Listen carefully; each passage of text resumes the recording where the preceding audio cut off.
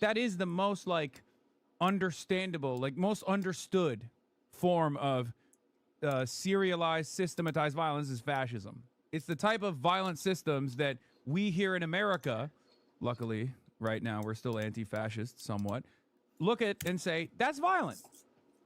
Okay, we look at that and we say, that's violent, that's fascist. And Republicans now want to make it illegal to even say that. And when Ross Douthat comes after people like myself, he's actually leaning into that censorship agenda as well. This is the uneven dynamic is what I'm trying to explain. I understand your argument, but your strategy for your argument is that effectively advocacy for policies that cause harm, economic harm, or physical harm, could itself in this case, right? But we were talking about economic harm earlier, so both apply, economic harm right? also leads to physical harm as well. But that constitutes a form of, could be argued to constitute a form of incitement, right? Yes, that's precisely what you're saying, right?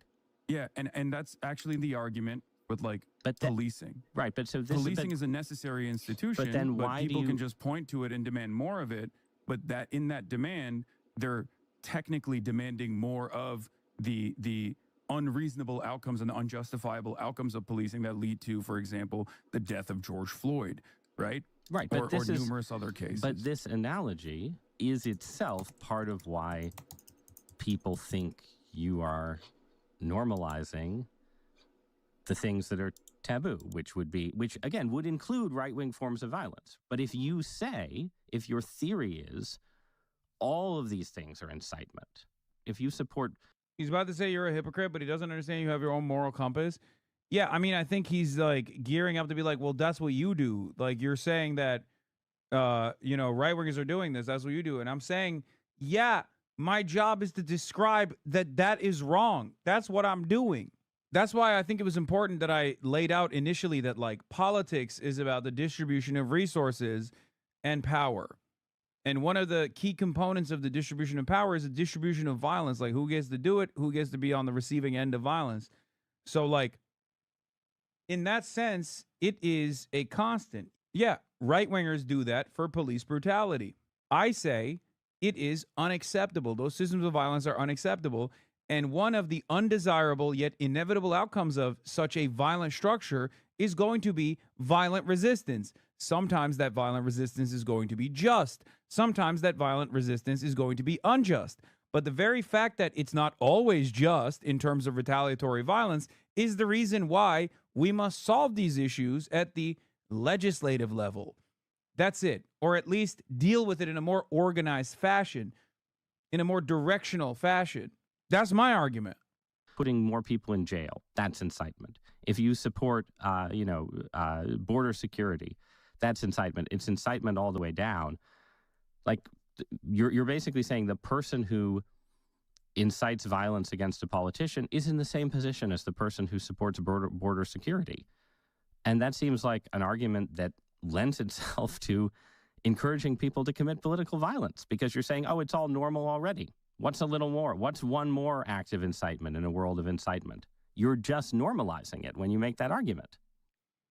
Yeah, my argument is that I'm not normalizing it.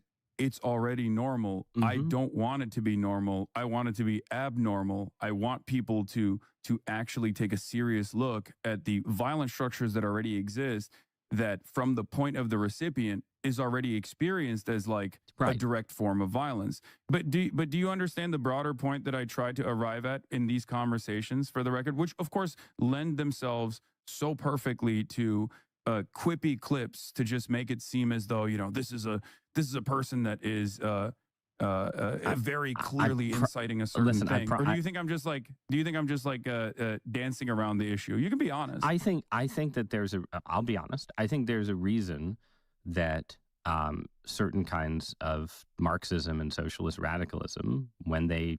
You ain't challenging me? Come on live. It will be? What the fuck? Are you trying to go meat for meat? What's this? Are you trying to go sword fighting with our penises? Take power or trying to come to power tend to resort to violence. And it is inherent in the argument that you've made. I'm not saying it's an argument that doesn't have a certain power. If it didn't have a certain power, lots of people wouldn't have believed in it, right? There is an inherent violence in the use of state power. There is an inherent coercion in all kinds of policies, including policies that I support, right? You know, I support restrictions on drugs, right? That probably you do not, that absolutely involve coercion. I believe in restrictions on bodily autonomy enforced by state power that uses violence. I believe in that. Yeah. I understand that someone can say, as you know, as a radical on the left, this violence exists and we want to redirect the violence. And do I think that you, Hassan Piker, you know, prosperous media personality in Los Angeles, are enthusiastic about, you know, the expropriation of wealth and punitive violence by communist death squads? I don't think you are. But I think that the reason you have strong taboos against sort of, you know, about, I will say what I'm to prevent that slope from slipping in that way. Okay, so I am enthusiastic about the expropriation of wealth for people such as myself as well, in the form of taxation, though. And that's basically the grand design that I have. Right now, though, no one's going to deplatform you, right? You know, Twitch is not going to suspend you for saying that you want to raise taxes on the rich and use the force of the state to take. But what do you think? Like, do you think it was reasonable for Twitch to suspend you for a day for talking about killing Rick Scott? Like, what are the obligations, I guess, I'm asking, of... What's so crazy about this also is, like, he plays fast and loose with the killing of Rick Scott thing, because he also, like, early on recognizes that it's not a death threat, right? Like, he very quickly starts the conversation by being like, it's not a death threat. We both know it. And then he just still kind of brings that back in this way, where it's like, what am I supposed to do? Like, literally fucking talk about that endlessly? I can't. I have to move on. Of platforms with this stuff. Yeah, no, I think it's understandable that Twitch did that, which is why I apologize for the use of my language as well. Like I said, there are certainly instances where it's an emotionally charged conversation, or I'm being careless, and it comes across, it reaches an unintended audience that sees it as in this like super short format in a very negative way. It's unfortunately a byproduct of the medium that I'm in. But you're okay. Real-time discourse happening with random anonymous accounts. But you're okay with some kind of taboo maintenance here. Oh, for sure. Yeah. In order for normal discourse to flourish, obviously, some kind of terms of service need to be implemented. You know, like a direct call to violence is, of course, going to be considered unacceptable. I totally understand that. Even if it's like being made in jest, or even if it's like being misunderstood in that moment without the appropriate context. Yeah. Having said that, however, if we're talking about like broader things, and we didn't really get to talk about this a lot, but a deplatforming initiative has taken place on Twitch and on numerous other platforms, mostly championed by the ADL and some other actors as well, because of my consistent anti-Zionist advocacy. I am an avowed anti-Zionist. I openly say it. I have also spent all of my professional career combating anti-Semitism, which has grown in this country as well. And yet, a lot of these organizations, I think, and a lot of people have falsely maligned and smeared me as an anti-Semite, despite my advocacy against anti-Semitism. So this brings us to the last area I want to talk about. Yeah. You've mentioned a few times growing up in Turkey. Mm-hmm. Just talk about for a minute your background in the Middle East and how it shaped your politics. How it radicalized you might be a good way of putting it. Yeah, I mean, I have, I think, a very different opinion about American foreign policy than the average American has, due to the fact that I didn't grow up in America. I had more proximity or a closeness to, I guess, the recipient of American violence and American intervention, being someone who grew up in Turkey. And yes, bro, Middle East is a wild way to talk about it, but it is what it is. Come on, just move on. Therefore, my starting position is very different. to the way that like the American world police narrative was designed in the United States of America, admonishing its enemies, making them seem as though they're barbaric and deserving of like some kind of direct military intervention. These are things that I obviously consider to be not only wrong but also incredibly consequential. This kind of sentiment was incredibly consequential for people who had to live in these countries and had to be victims to boots on the ground military warfare and even like the drone wars that greatly escalated under Obama. What do you think about the government of Turkey? I I am not a fan of the government of Turkey, and I've written extensively about my criticisms of the government of Turkey. It's part of the reason why I can't really go back to Turkey, even though my whole family lives there, out of fear that I might be jailed. And I don't think the Trump administration would demand my return as an American citizen. I'm curious how you think about how left-wing politics and Middle Eastern culture and Islamic politics fit together. And I understand you're not a Muslim. You don't consider yourself a Muslim and so on, I mean, right? I say I'm a Muslim you're culturally because, like, right. You're I'm culturally Muslim in the same way like Muslim. many secular Jews are Jewish, or many American Protestants say that they're Christian, but they're not really. Right. So I'm going to ask you for a take, and based on that background, because I'm really interested in the ways that sort of He's going to say Islamagoshism. Dude, the mind of an American right-winger that is like an intellectual version is so funny, because the intellectual version of the American right is Ross Douthat, right? And that is literally the perspective that he's about to describe here is like the average racist in France, okay, down the street. Because he is trying to intellectualize Islamagoshism, okay, Islamo-Marxism, Islamo-leftism. This is like the hot European bigoted sentiment. In America, we look at that as like an advanced version, an intellectual version, an intellectual man, a thinking man's way of saying Mohammedan. conservative forms of Islam and the culture of the progressive left right now fit together, both in Europe and the United States, because in a way, these are some of the most different groups you can imagine, right? Sort of forms of Islamic cultural traditionalism are pretty distant from the norms and mores of like the secular Western left, right? At the same time, including on some of the issues that you've been talking about, opposition to U.S. foreign policy, Israel, Palestine, and so on, there's a very strong alliance often between... It's like the classic thing. It's like, yeah, these guys are barbaric. They don't abide by your worldview. Why do you not want them to be genocided? And I do this thing where I was explaining to him like a worldview that I find morally repugnant or abhorrent that is not morally equivalent. I will use the KKK example here instead of Hamas. And then I also explain like, but this isn't obviously a perfect example. I'm just using the KKK as the most extreme position that I completely disagree with, right?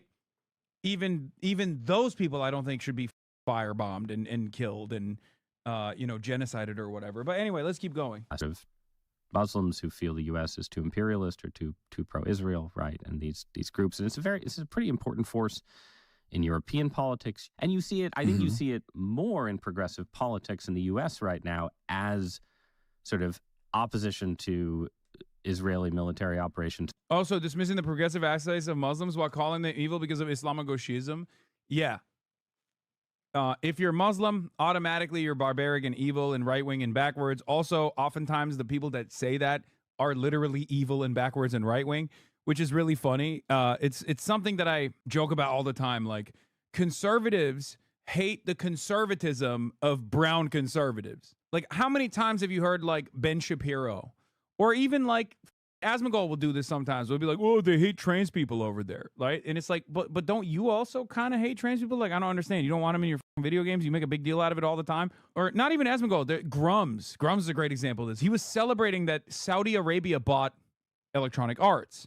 And he was like, finally, no more gays in video games. I'm like, dog, hello, do you hear yourself? You're saying like awesome. Now it's like the Saudi kingdom, which is perhaps the most like fundamentalist, long-standing form of monarchy, will now control the cultural output of this formerly beloved, not really, but you know, this otherwise like Western enterprise, and you think it's like awesome. You're basically saying like, oh no, it's cool. Like I want the Taliban to own EA Sports. Like that's, or EA in general. Cause like that, I hate the gay people in the same way that like I think the Saudi government hates gay people. Is that the argument? Like that's what you're honestly saying? Okay, cool. Thank you for being honest, I guess.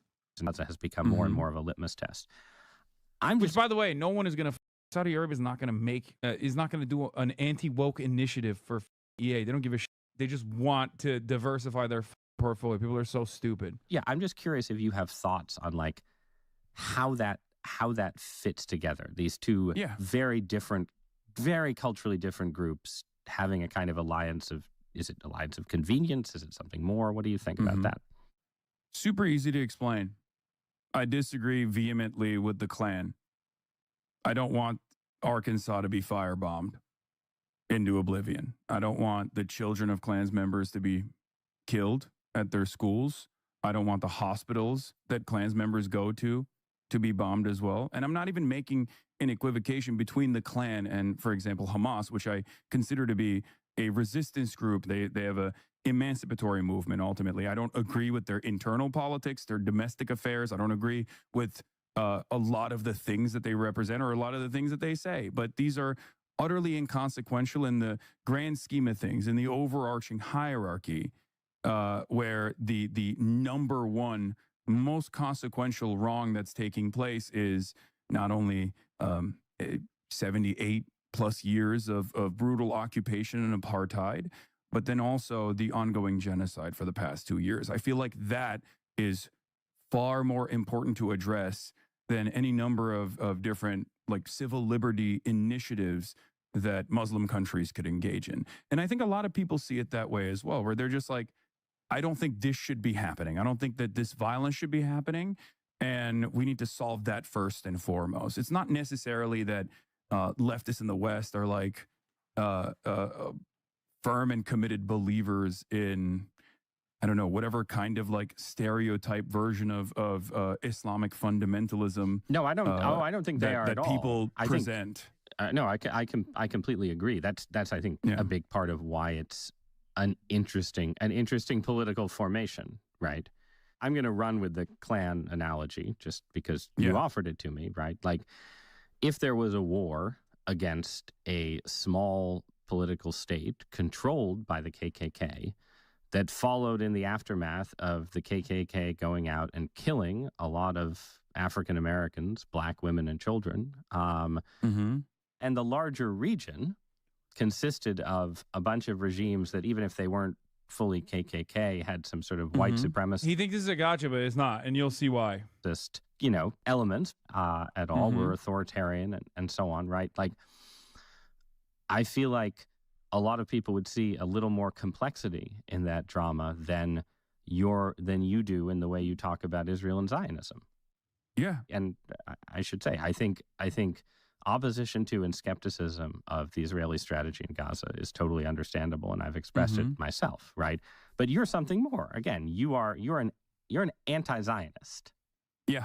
You've said, as long as we're doing KKK things in one of your arguments, you've said sort of, a certain kind of Zionist tendency should be treated the same way we treat neo-Nazi tendencies, right? And then that kind of rhetoric shows up around on the left. These are my favorite moments. I know, like, in the New York Times circles, see, the other stuff, like Luigi Mangione, whatever, like, well, not Luigi Mangione, but like landlord stuff, like those sorts of things, the New York Times readers are going to be like, ooh, that's kind of scary, actually. But many of them are adults, and they're obviously completely aware of, like, what is taking place here because they're tuned into the goddamn New York Times. They know what the Trump is up to. But these guys think that those statements are actually reflected on poorly by the audience. When the audience hears me say those things, his audience, New York Times readers, when they hear me say those things, they're going to be like, Oh, I agree with everything that you just presented as like violent and negative commentary. Because the reality of the matter is, when he tries to present this as like, well, Zionists should be treated like the KKK, it's like, yeah, I agree, because they are. Yeah. Isn't there something a little bit strange from a left-wing perspective about that kind of focus on the crimes of one country? Yeah, he was doing the why do you care so much about the Jewish state? God, I gotta actually do like a full-blown debate with someone on Israel, because honestly, I think like I've dealt with all of this so many times that it's just like I really want to do it. Maybe Ben Shapiro. It could happen. Maybe in the month of January, it could happen. That you've just yourself analogized to the KKK? So, great question. The reason why I made certain to mention that I find the Klan's political opinions to be repugnant, but I still would not advocate to firebomb them, but then also made a distinction between Hamas as an emancipatory movement that is evolved over the years to fight back in ways that I might even personally find to be inappropriate or morally repugnant. Ultimately, one or the other. There is more inappropriate or more morally repugnant.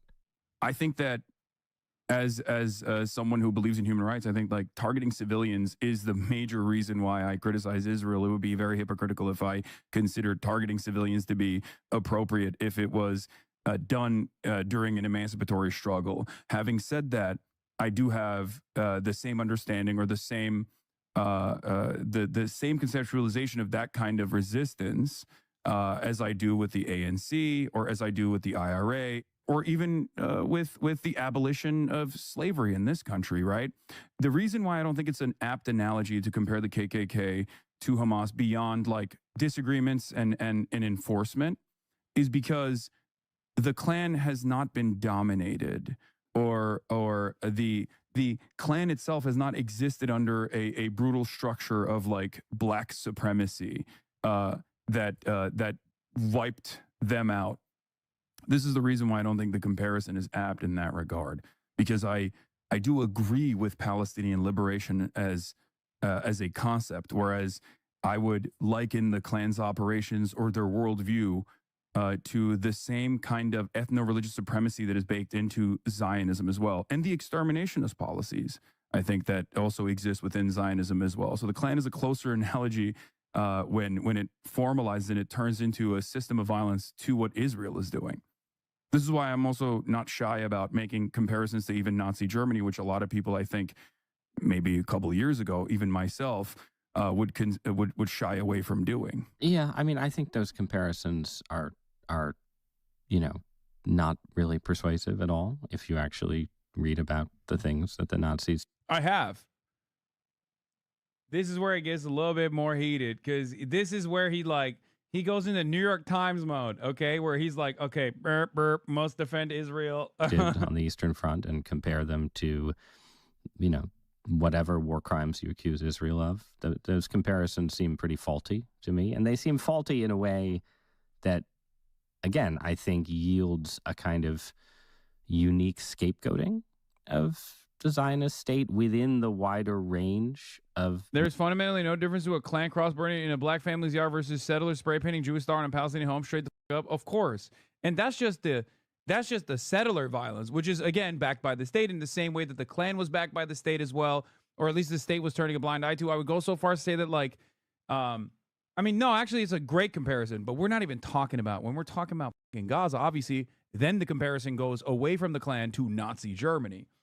Anyway, let's see what he had. He said, accuse Israel of war crimes. Middle Eastern states especially, right? So, like, it's, if you look at the history of the Middle East over the last 80 years, most of the crimes that you're accusing the Israeli government of committing if you look at the history of Iraq, if you look at what happened to the Jews in Arab countries after 1947 and 1948, if you're looking for, ruthless oppression, you can look next door to Egypt, right? Like, it seems like there are many, many potential targets of a leftist utopian form of moral God, I've outrage. heard this so many times. And I again, wish I'm this not, entire thing was about Israel, dude.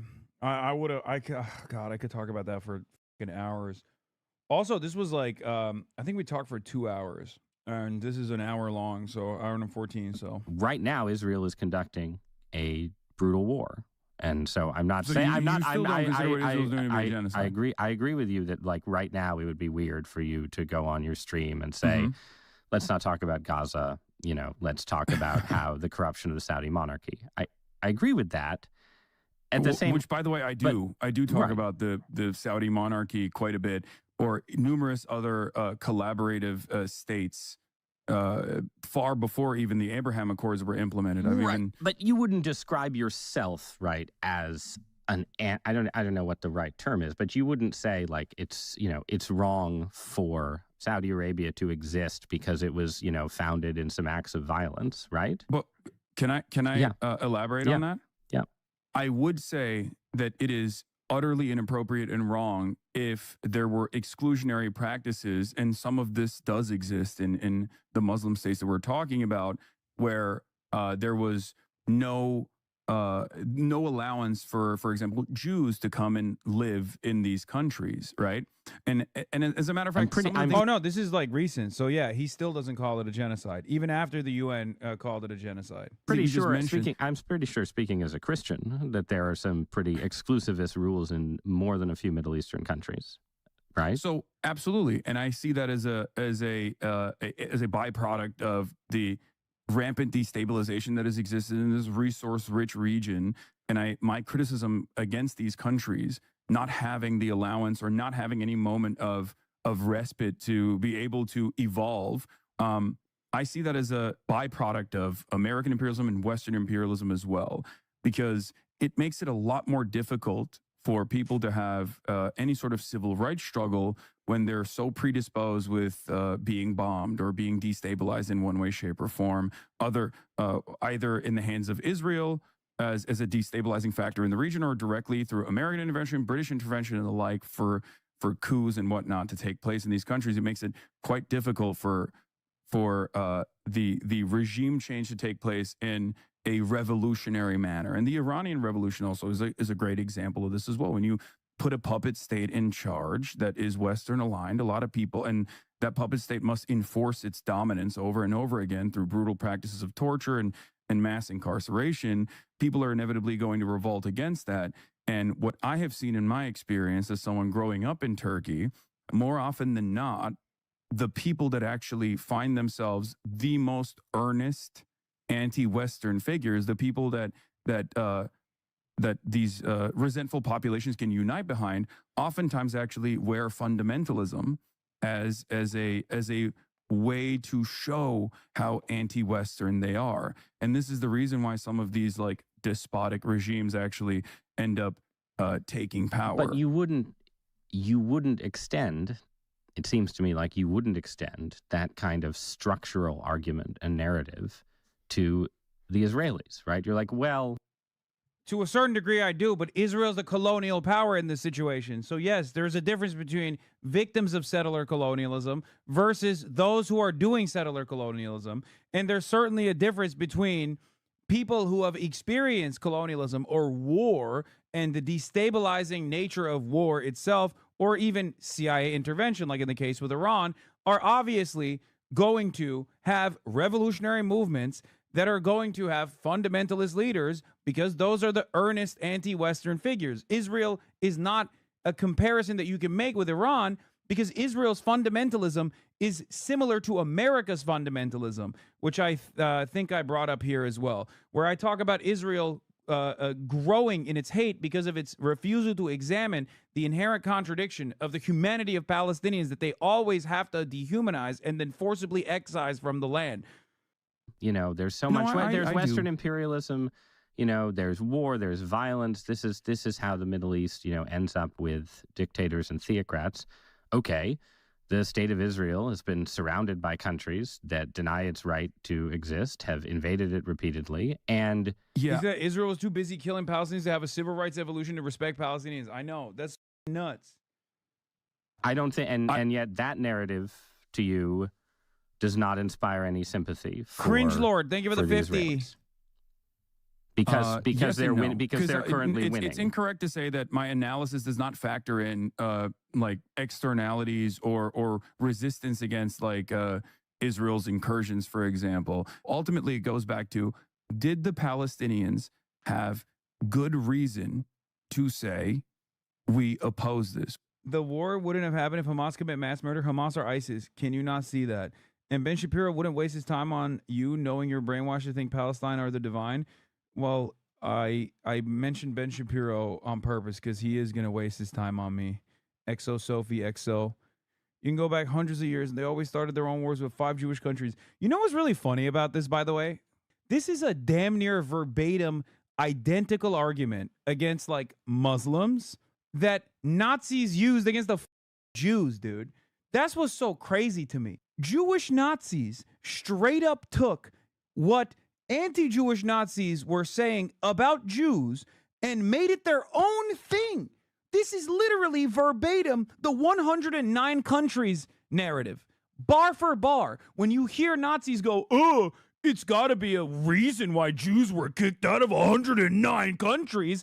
That's what these stupid Zionist Nazi morons are doing. They don't even realize it. There's not even a shred of irony in this situation.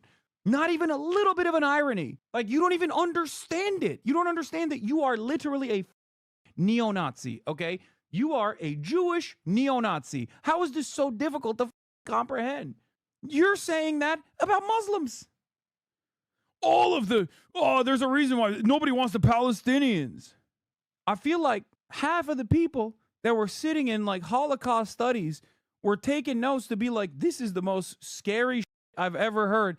We got to make sure this never happens again. And then the other half was sitting there being like, well, that's pretty good. I think we can use this one. Wow, they really cooked on this one. Okay, maybe not the oven thing, but we could just use conventional munitions. Like, what the is this? It literally feels like you were taking notes when during Holocaust studies, they'd be like, this is what we should do to the Palestinians. This is what we should say about the Muslims as a whole and the Palestinians as a whole. What the happened? We opposed the Israeli state.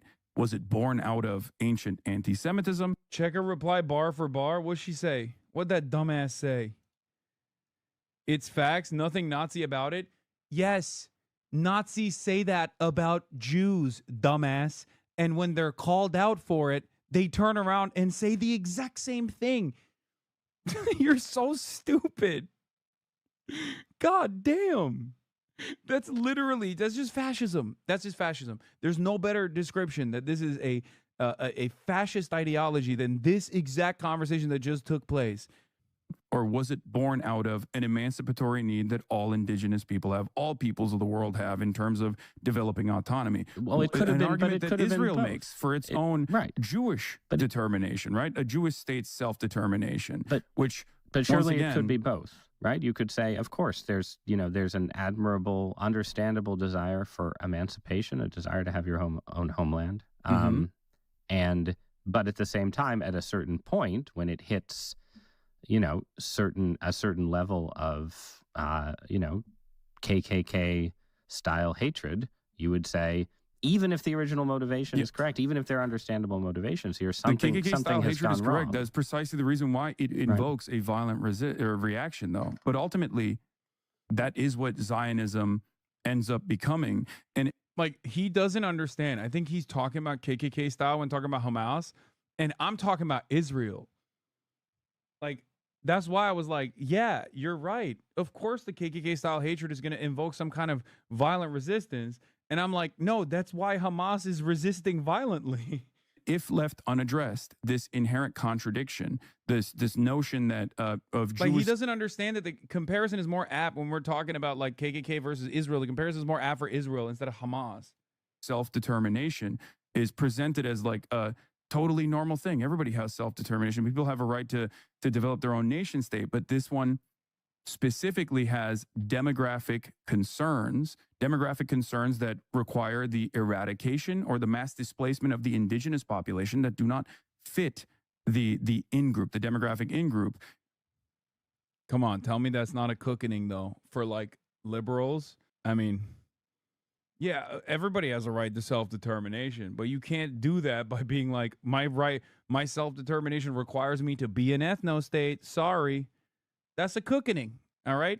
And that is at the heart of this problem of how certain societies get more and more comfortable with fascist violence. All right, and I see this as a dual problem in America as well as Israel. So let's just take that, because I know you have to go stream. This is the last. I mean, I could talk about this all day, by the way, especially on the New York Times. I mean, this is not. But I'm sure you will be talking about it all day. Some of us. I told the facts, the history of brainwash, think different is facts. Dude, check it. Your and your followers are in a woke world that will make you see. What are you talking about? Like, what are you talking about? What are you talking about? Dude, you literally said Palestinians are getting kicked out all the time. Arabs are the ones who always start the wars. And you're straight up using Nazi rhetoric when talking about Jews. Like, this is what Nazis say about Jews. If that's not enough for you, I don't know what else to say. You're wrong. You're wrong. You're just straight up wrong. Jewish people were not, or Jewish people were there. 2% of the population in Palestine was Jewish, but Jewish people did not like materialize there. And then all of a sudden, everyone was like, whoa, what the fuck?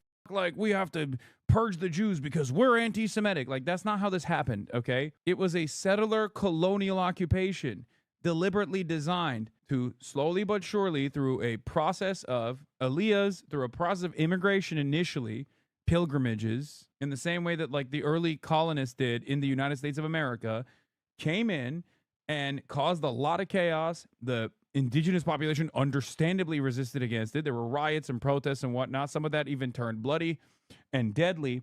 But ultimately, the colonial power pulled back and the Zionist brigades took over and mass slaughtered and then ethnically cleansed the Palestinians.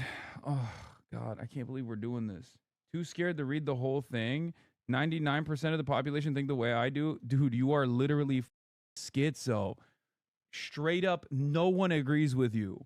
The overwhelming majority of the population is anti-Israel, and a scary percentage of the population is now also anti-Semitic as well. They're not even just anti-Israel. They are unimaginably anti-Semitic too. And a lot of dumb, I don't even know where they exist, but they just straight up think that that's not the case. She's defo in Israel, and in that case, she's right. Yeah, the only place on the planet where that position is the majority position is Israel. That's it. Some of us, though, don't have the same stamina. So I'm just going to ask a last question off that point, right? You're talking about parallels between the Israeli situation and the U.S. situation. You know, you're talking about, you know, the idea that the Israeli situation represents fascism facing resistance. The U.S. situation, obviously, lots of people on the left consider Trump a fascist. This is a very dark narrative. And one of my recurring sort of themes over the last month has been watching the left as an outsider and seeing it go dark, in effect, get really, really pessimistic. So I want to ask you about that, about nihilism and despair. You have a worldview, you know, that has a very bleak. Bro, hit the NVE talking points, by the way. Like, even the nihilism. The last point is like, even the nihilism. Like, if I was transgender, he'd be calling the authorities. You know what I mean? It's like dangerous, violent rhetoric, anti-capitalist sentiment, anti-American sentiment, anti-Israel sentiment. Like, this is straight up like the last thing that I don't have, which we didn't get into, was like the dangerous gender rhetoric, extremist rhetoric around gender. And if he had hit that one too, because nihilism he's talking about too. Wait, he deadass thinks you have a nihilistic worldview? No, I don't think he thinks I'm a nihilist. I don't think he thinks that. I think he's just asking that question because there is a lot of nihilism out there. Of the U.S. empire as a global force. I wouldn't say that. Okay, so tell me why you're optimistic. Let's end there. Yes. So what I constantly, and I see this as well, I think nihilism is a major problem in the increasingly alienated, increasingly isolated, permanently online generations that are born into a universe where they just have an iPad in front of them from the start, right? And And that nihilism is born out of our lack of our inability to make changes, meaningful changes in the system. One example I will use is like the Black Lives Matter protest that took place. Black Lives Matter protest took place. A lot of people in the aftermath of these lockdowns were very frustrated. They saw something that was so patently unjust, and they wanted to make demands. They did all of the right things. They protested. Some of those protests actually with police intervention in some instances turned even violent, right? Many people were arrested as a consequence of this, but the broad majority of the protests were started off peacefully, and the argument was perfectly reasonable. We have to do something about the unfair practice of policing in Black and brown neighborhoods, and the systemic racism that exists within the criminal justice system. And it's an argument that I also, of course, agree with. Now, after that, they also then turned around and voted. They voted for the Democratic Party. Joe Biden won over Donald Trump. There was a period of celebration, but no change actually came. The same structures of oppression existed, and the Democrats actually presented an alternative. They spent most of their time criticizing the activist-born defund the police movement without trying to understand exactly what that meant. Basically, for the political normie, they did everything by the book. And no. Blake Neff, this doubt that Hassan Piker interview is deranged. Look, I'll just summarize it. The structural violence of equity. Yeah, that's the kind of term you hear 10 minutes before a commissar shoots you in the head. Okay, dude, keep fantasizing. Okay, producer for the Charlie Kirk show. What am I supposed to do with this? Like, that's just your fantasy. You have derived a fantastical narrative, a hysterical narrative off of this conversation. That's not my fault. How am I supposed to literally be like, well, I guess you have a sincere fear here. Go ahead, sir. Lock me up. Like, what do you mean? No change came. What do you expect in the aftermath of that but nihilism? But my solution to that has always been to maintain revolutionary optimism. I tell people not to succumb to nihilism all the time. I tell people to maintain revolutionary optimism. And the reason why I say that is because I myself understand how change takes place, how long it takes for actual systemic change, seismic shifts to take place in society, even in a democratic one that maybe is a theoretical democracy but doesn't actually abide by the democratic wishes of the majority. I know that these things take time. And one thing that I have seen that has given me tremendous confidence has been the attitude, the societal attitude on the issue of Israel.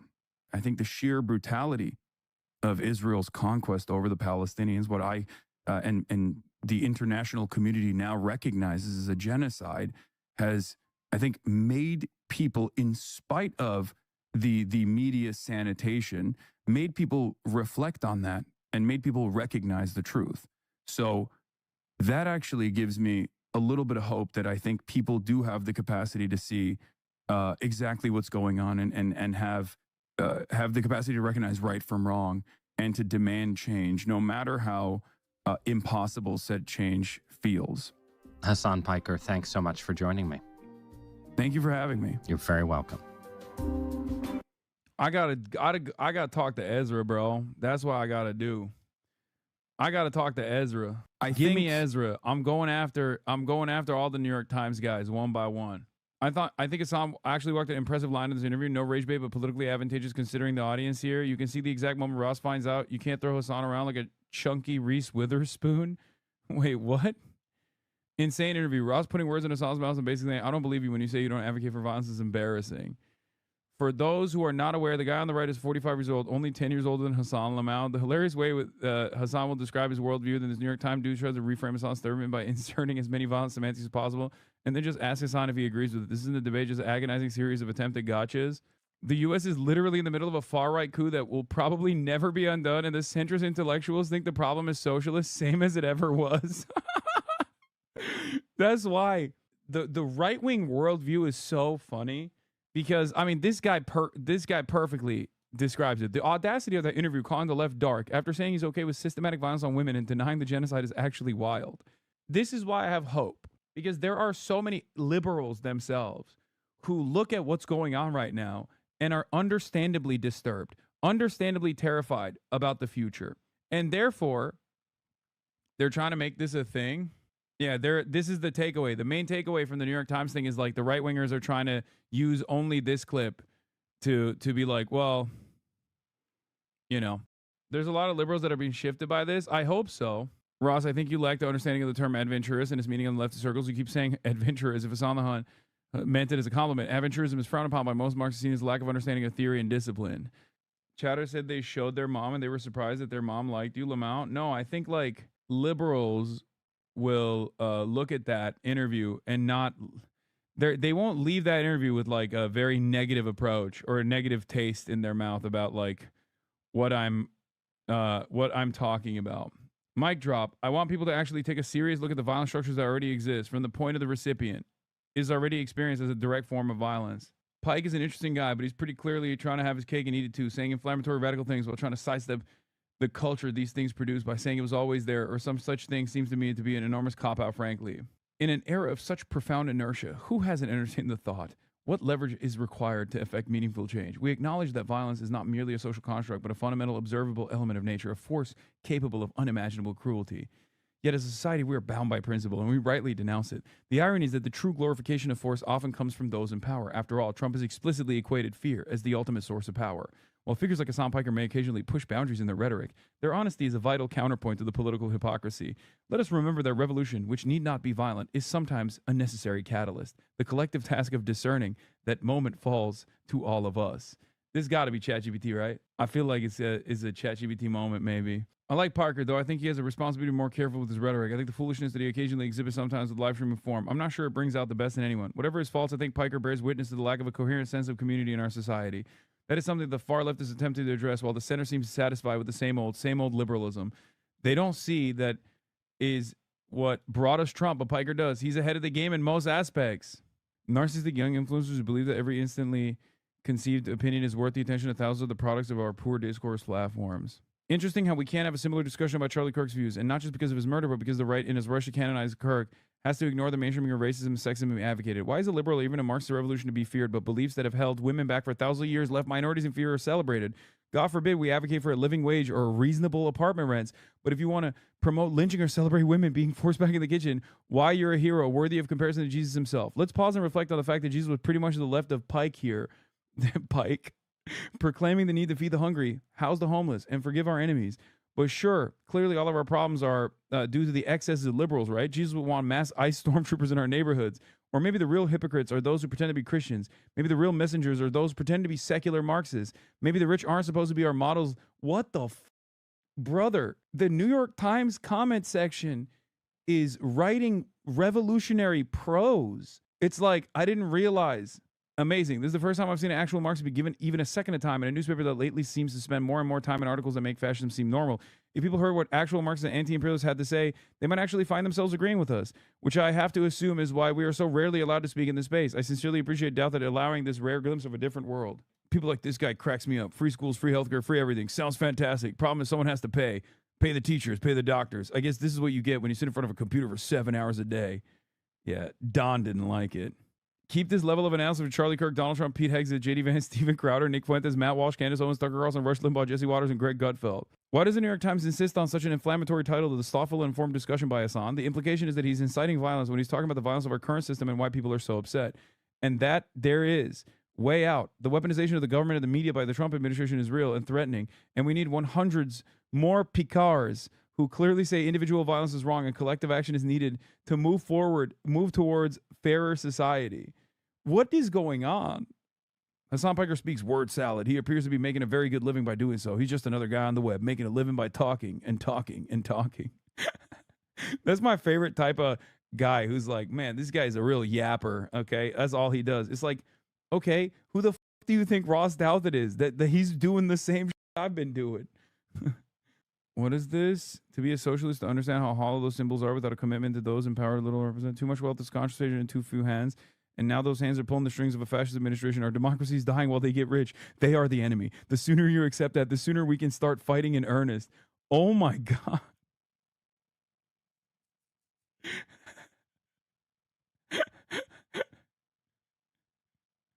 What is happening?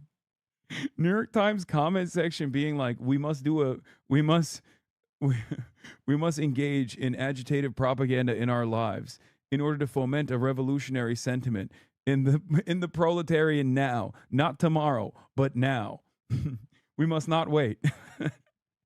I am taking action immediately. This Penn lecturer is full of himself. I listened to the first 20 minutes or so, Ross Douthat, stopping at the point where he becomes clear he has no understanding of politics at all. Senior lecturer in political science at Penn. And to be clear, it's not that Douthat was really tough, let alone unfair in the interview. You just let Piker talk, and in talking, revealed that he has no understanding of politics at all. Yeah, I mean, yeah, you're going to, if you have, no. Barry Weiss to be named editor-in-chief of CBS News. So not just a boss, the boss.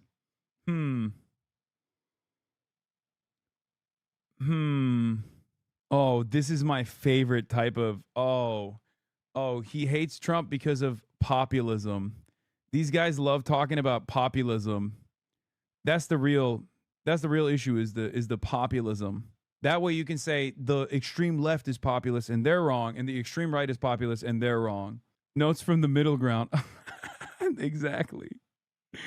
Oh, these guys are awesome because their ideology has been such a spectacular failure, and it has unironically led to the development of a fascist movement, not only in this country, but all around the world.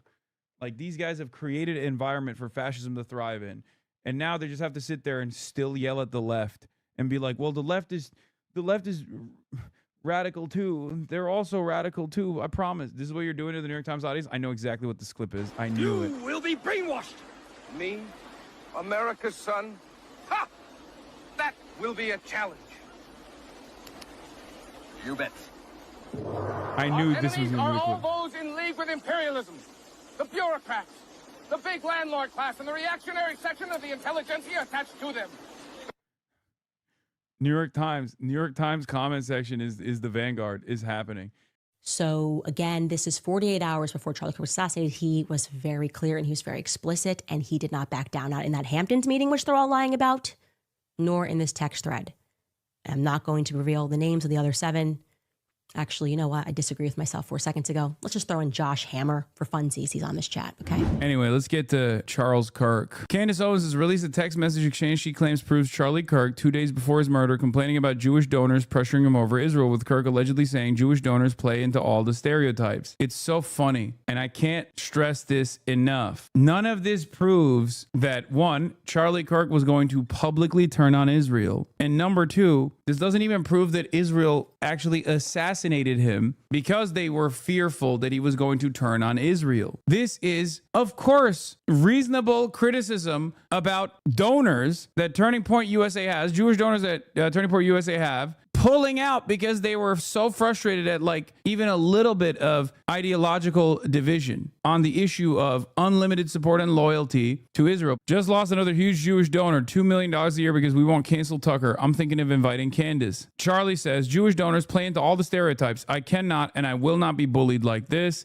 leaving me no choice but to leave the pro-Israel cause. Please don't invite Candace, someone says. That might feel good short term, but it's not good long term in my opinion. Like all groups, you're going to get a wide variety of opinions. That nasty free will thing that God bestowed on us makes life frustrating at times. Candace Owens has also put a text message she claims proves her point that Charlie Kirk, now seen as a major Christian evangelical figure after her assassination, was in fact nearing Catholic conversion. Owens claims Kirk had started attending Catholic Mass as well. We should chat soon. Catholicism is looking better and better. Can you imagine if you had a single donor giving you $2+ million a year? I mean, what a lot of people don't understand is this is exactly the same as Barry Weiss getting $150 million for the free press. There are a lot of pro-Israel donors that require complete loyalty to Israel and will push and pull their money around when they feel as though a person that they're paying is no longer a decent return on said investment. And this, of course, leads to frustration from the likes of Charlie Kirk, who is stuck between a rock and a hard place, trying to manage the overall unpopularity of Israel and its primary directive of consistently defending Donald Trump with a need to hold the base together. That's it. None of that means that Charlie Kirk was going to publicly turn on Israel in the absence of Donald Trump publicly turning on Israel. It is that simple. Make no mistake. What exactly did you mean calling Candace crazy? What do you specifically mean? Precise language can help bring people together, in my opinion. Yeah, I think her theories are completely insane. Even when it comes to like Charlie Kirk being potentially assassinated by Israel. I've extensively covered it. Low key, the things that she has put together have been far too grand. No exit wound is a biggie though. Yes, there are inconsistent things with the Charlie Kirk assassination. There always will be. There always will be like people poking holes in the official narrative, and the official narrative is murky, and I don't discount that at all. It's just that if we're going to scrutinize the official narrative, we also need to scrutinize the counter narratives. And the counter narratives are the ones that are at least coming from Candace Owens. Some of them have new information that maybe the public previously had not acknowledged or knew about, but a lot of the counter narratives are just like crazy. Like, oh, there's actually a separate hole in the ground, and like it was a Jewish tunnel that someone popped out of, or it's too far-fetched for it to be potentially real. To put it simply, Candace Owens is a politics and drama YouTuber who warps celebrity news and true crime to fit primarily transphobic and anti-Semitic narratives. She also denies the Holocaust and says the real ethnic cleansing was of Germans. She's a grifter. Yeah, it's funny to see like a black woman do the whole like the Bolsheviks did the real genocide of Christians. Like, why doesn't anybody talk about that? That when Jewish people die in Israel, it's wall-to-wall coverage. But when Christians die all over the world, nobody talks about it. Everyone wants to correlate everything to World War II. Everyone wants to talk about Adolf Hitler, and rightfully so, he was a horrific person. But nobody wants to talk about Henryk Yagoda, right? Nobody wants to talk about the Bolsheviks. Nobody wants to talk about the Christian Holocaust. I am tired of the media, exhausted of the media not speaking about what is happening to Christians all around the world. It's like, bro, you are literally a black woman. Like, that is crazy. Like, oh, the Jews are responsible for the death of like 60 million Christians. Narrative is like a white supremacist one. Like, that's not even your gripe. You know what I mean? That's not a conversation that you're a part of at all. It's also a ridiculous statement to begin with, because like, the Bolsheviks are goated, obviously. And what Christians were doing, what white Christians were doing to black women at the same time frame was not great, to say the least. Is she actually a Holocaust denier? I don't know. I mean, I wouldn't be surprised. I haven't like dove too much into her anti-Semitism stuff, with the exception of like that very famous like Hitler just wanted to make Germany great quote. But if Hitler just wanted to make Germany great and have things run well, okay, fine. Which I guess she's now saying was taken out of context, but I actually did give the full context of the quote, where she was defending nationalism, German nationalism, by saying like nationalism is not a dirty word and people shouldn't actually think it's a dirty word. That was the argument that she was trying to make. But I wouldn't be shocked if she has said other things that are also in the range of Holocaust denial. It just wouldn't shock me at all. Like, Candace Owens is basically, with the exception of being anti-Israel, I would say that with the exception of being anti-Israel, every single thing that he has said, I'm not saying every single thing that she believes, because I don't know what she actually believes, because she used to be like anti-Trump, for example, back in like 2016, before she got plucked by some incredibly Islamophobic ultra-Zionists, ironically enough, right? David Horowitz, rest in piss, and Ben Shapiro, ironically enough, were the reasons why she became this like prominent fixture of Republican politics, because it was a bunch of ultra-Zionist, Islamophobic Jewish guys that literally plucked her and groomed her into becoming this force. And then she basically turned around and was like, actually, I'm anti-Semitic. And they were like, no, that's totally fine as long as you're pro-Israel. And she was like, of course I'm pro-Israel. And then she was like, I'm anti-Semitic and also anti-Israel. And they were like, whoa, whoa, whoa, whoa, what are you doing? That's not how this works. You're fired.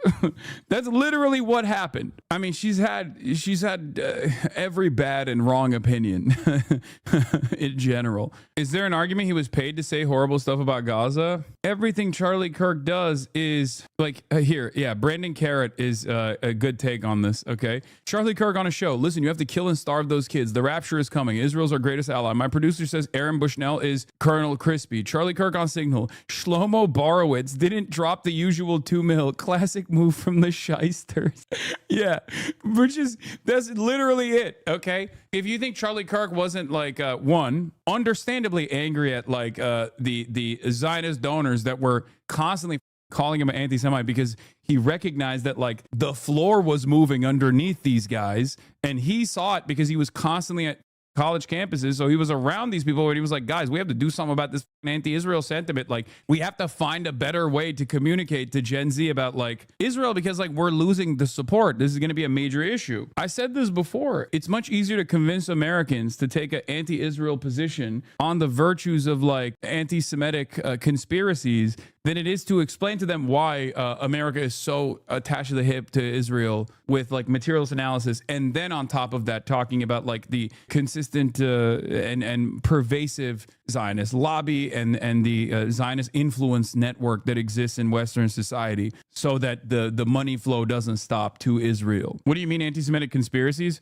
It's so much easier to convince an American that Jews control the media and they, they're a monolithic group that just wants to melt the Palestinians. It's something that Jews control the media, Jews control the banks. Like these sorts of concepts already exist, like the nascent anti-Semitic conspiracies, because you could just present it as like, look at how many Jews are in positions of power, even though there aren't that many Jews, right? So that's already existed in American society and in Western society in general. There's also a long history of these sorts of takes that have played a formative role in even the Holocaust, for example, right? And numerous pogroms that took place beforehand. Like, it's a classic meta. Blame one group that you have identified as the enemy, always, in an effort not to actually address the real material harm that the overwhelming majority of the populations are experiencing. Graham Plattner is speaking live at the Bernie rally. Let's tune into it and let's see what he has to say. Much of the world that we have today is the specific result of policy choices made by establishment politicians. And the shameful truth of all of this is the blame cannot simply be left at the feet of one political party. We have two parties that want the votes of working people, but neither has done anything lately to earn it.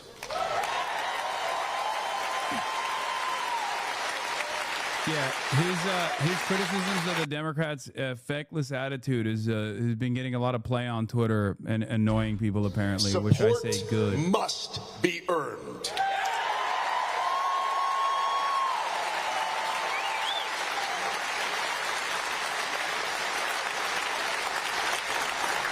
And that will never happen as long as Democrats are part of the same corporate apparatus that the Republicans are. Now, Susan Collins' charade is wearing thin. This is the easiest applause lines in these speeches. No one cares that you pretend to be remorseful as you sell out to lobbyists. Better not say anything positive about Platter or bad Impedan's going to get very angry. No one cares when you sell out to corporations, and no one cares when you sell out up, even in jest, okay? Don't even joke about that shit. I don't give a what he has to say. From the working class to the ruling class in American history.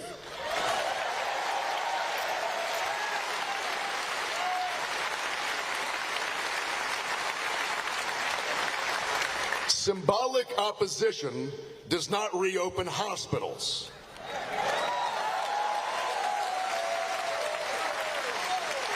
Weak condemnations do not bring back Roe v. Wade. You're really showing a guy on stream that did 5 Iraq tours? Do you not give a fuck about Arab lives after all you've done? Yes, I don't. I don't. That's what it is. That must be it. Yeah. You got me. Maybe Maoist. A performative politics that enables the destruction of our way of life is disqualifying for the role of United States Senator. The benefit out of viewers are already here pre-mad. I don't know how you do this with so many idiots. I've been doing this my whole career. Who gives a shit? This doesn't mean, look, I'm looking at what he's saying. I understand that many of us have been burned before. And Maine deserves an alternative. There's no reason to immediately assume that this is another Fetterman clone. It can be the case. Status quo that she is. But I'm not going to immediately slap aside. I am running because it is time for change. This dude has literally one single tweet about Palestine. Because I believe he just in started a better running for democracy Congress. And in a better system.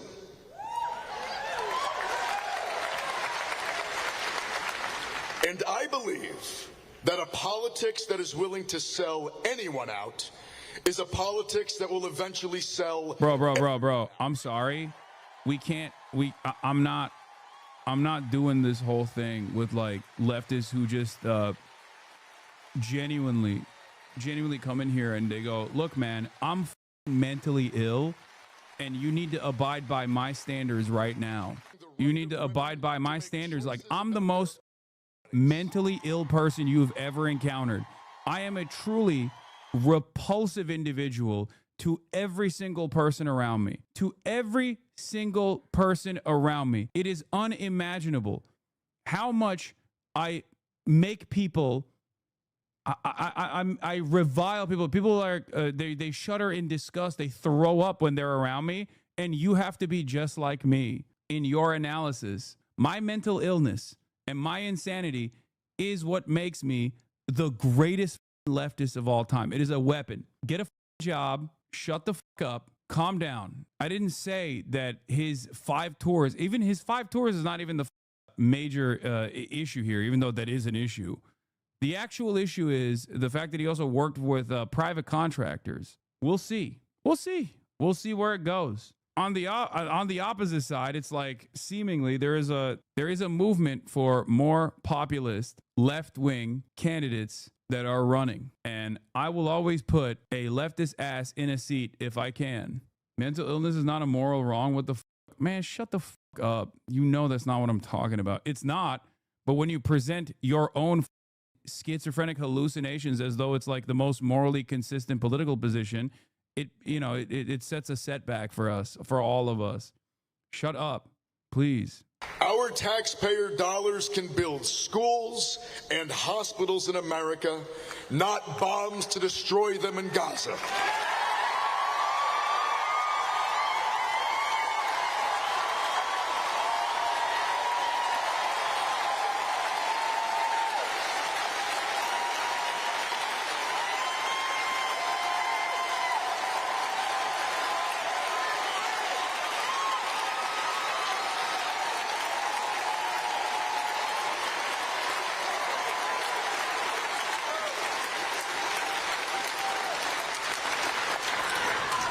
We can take back the wealth that belongs to us, that has been stolen by corrupt politicians and the corporations that bought them. We can use government to usher in a golden age for unions and workers, not double down on gig work and union busting for the benefit of Wall Street and CEOs. And we can have an economy and a government that works for the 99% and not just for the 1%. Every campaign ass speaks in the genocide. I spoke to him in person. He spoke of it. I talked to the finance director for an hour. We talked about it. They're goated. I met him in person. He spoke on it at an event near where I live. He speaks about how he realized he was conned, that people were killed because of capitalist demands, and suffers as a disabled veteran as a result. One that looks out for the most vulnerable, for children, that's what and I've for the seen as elderly. well. Again, where we lift each other up, whether we are trying to start businesses or go to college or buying a home. Where we empower workers to fight for fair pay and safe conditions, and where we reap the profits of our hard work. He loves killing Iraqis, by the way. Yeah, that's his And platform. these are legacies If you notice, he's running on a platform of wanting to kill more Iraqi children. Have you guys noticed that? That's what he keeps saying over and over again. Dude, you need to shut the fuck up. I always say this. Some of y'all just need to shut the fuck up. You're getting in your own way, okay? A 5-day work week. If you're for real, no, I'm being sarcastic. I'm making fun of the in the our chat. ancestors. Entryism is not the way. He does entryism. That is a dead end. You're right. Why is Graham Plattner running for Senate instead of just sitting around in my Twitch chat talking about how everyone is actually bad and wrong? I think we're banning all mentions of bad empanada going forward, by the way. We're banning mods. We should ban all mentions of bad empanada, and we should purge the community of all the bad empanada enjoyers. No, it's done. I don't give a shit. Okay? I don't care. Go watch him then. Okay? He has sound critique and sound analysis. Go watch him, please. Why? Because his loyalists are so unimaginably annoying, and it's really annoying. Not even because it's like, oh, he's saying something truthful, and that's actually undermining, my liberal perspective or anything. It's annoying because it reminds me of how much of a failure I am and how much of a failure he is, because it shows me that people only listen to whatever figure that they have parasocially invested themselves into, rather than, going on their own journey of learning and developing their own opinions. It's just another version of what the I get mad about with respect to people who love molestiny.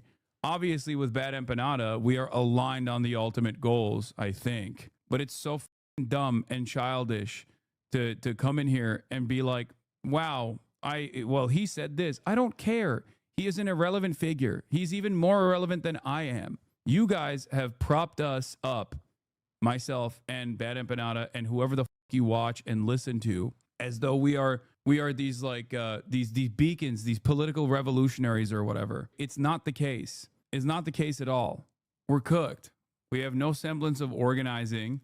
We have nothing. We just don't have anything. We don't have anything in this country. The best you can expect from a robust left movement in this country is to marginally improve the working conditions, marginally improve the living conditions of the working class in this nation, while also simultaneously urging American foreign policy to change its trajectory so it gets out of the way. And a lot of you guys don't understand that. A lot of you guys just don't necessarily care about electoralism, and that's fine. I understand why some people would not choose to participate, but if you're not going to participate in it, then don't shit fling from the sidelines. There are valid concerns to have here, 100%.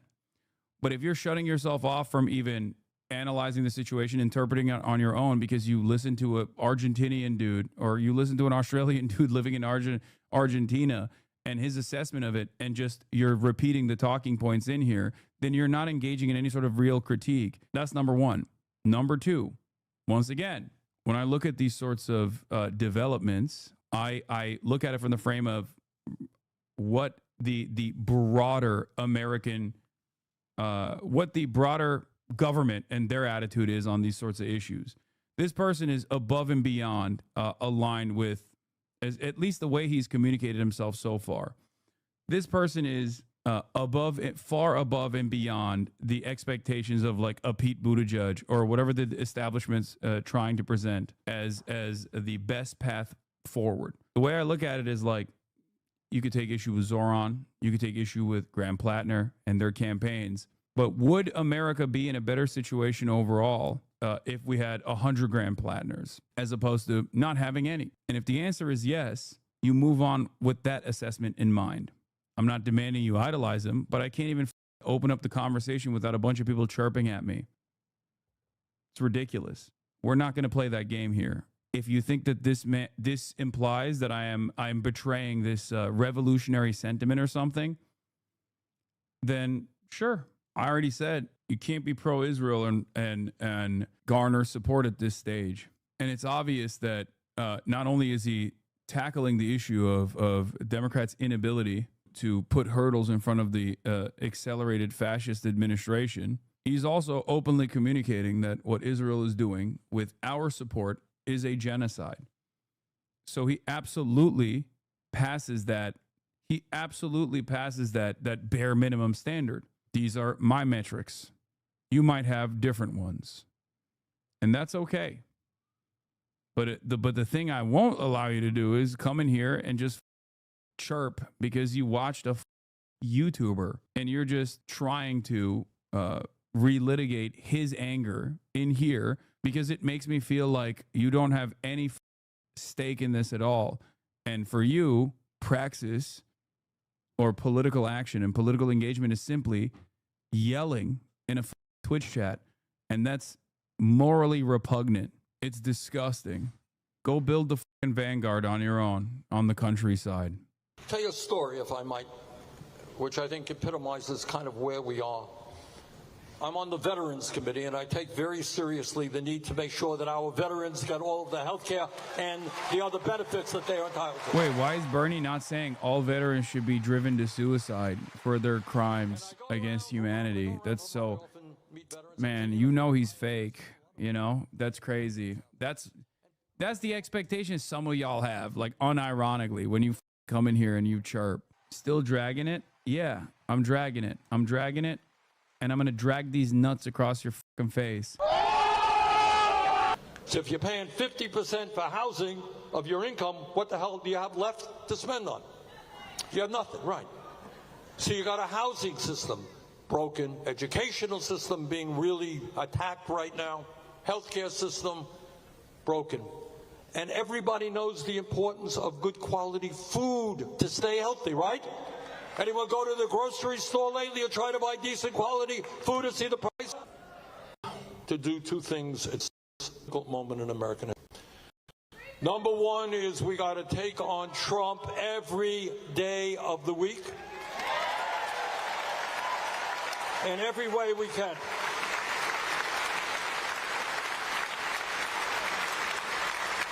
And it's not just taking them on economic issues. We got to end the absurd foreign policy that we have right now, which is spending billions of dollars to starve children in Gaza.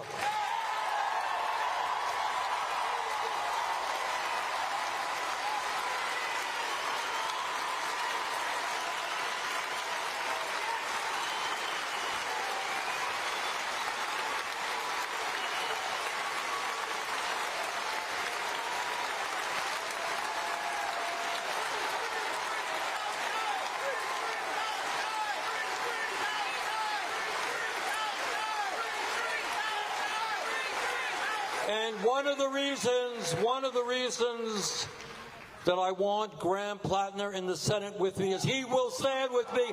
No more money for the Israeli war machine that is destroying the people of Palestine.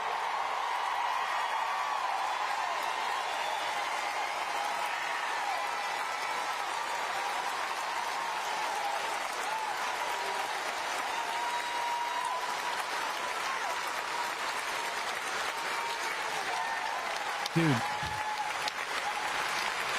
And let me it's just so funny. remind Chatter's all of like you listening to Bernie Sanders the for the truth first of the time, matter not from is like that the in the perspective richest of a country on earth, and at a 15-second time clip. Shocked when that I he's got a saying lot this. of He hasn't concerns stopped about saying AI this since and robotics. 2016. Okay, And today, it's not a people change are in discourse struggling, and from there are Bernie. countries You in the guys world are where people wrong. trying to survive on $1 a day. He just doesn't Kids call it are a dying genocide, from which is easily still a preventable failure in diseases my throughout history. opinion. Let me give you, very often I get criticized, like every day. And people say, oh, Bernie is a radical, he's out of the mainstream and all that stuff. I want you to understand, please understand that everything we are talking about are supported by a majority of the American people. These are not radical ideas. Bernie bros live in the past, old messaging and warns reach a new audience. I think you're wrong about that. And the only reason why I say that is because like his platform has grown tremendously, especially when he's basically seen as like a figurehead for a new way that the Democrats could actually fight back. It's evidenced by the crowd sizes that you can point to, even in this fighting the oligarchy tour thing that he's been doing. His crowds have grown larger and larger. And there are many people around him. There are many people in this crowd that are far more radical in a lot of positions than Bernie Sanders himself. It's the same thing that I said initially with the fighting the oligarchy tour as well. The saddest part about it is, of course, that, the expectation is all on the The expectation all lies in the hands of a 800-year-old man. Powerless. What they're saying is they have all the money, they have all of the power, you got nothing. And they can do anything they want, and you can't stop them. Well, I think we've got some news for them.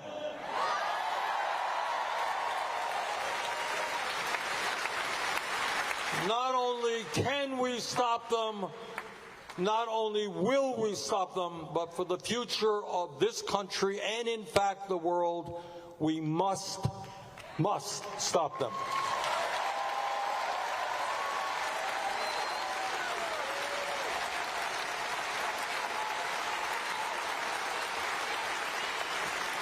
Today on Labor Day, when we thank the unions for all they have done for the working class of this country,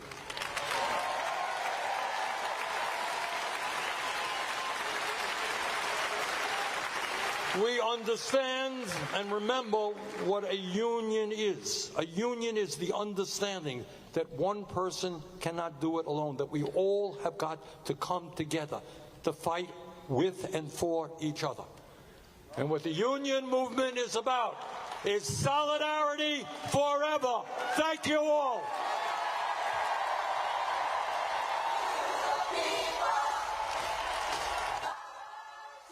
Oh, this room has a good white people energy. Props to Maine. Yeah.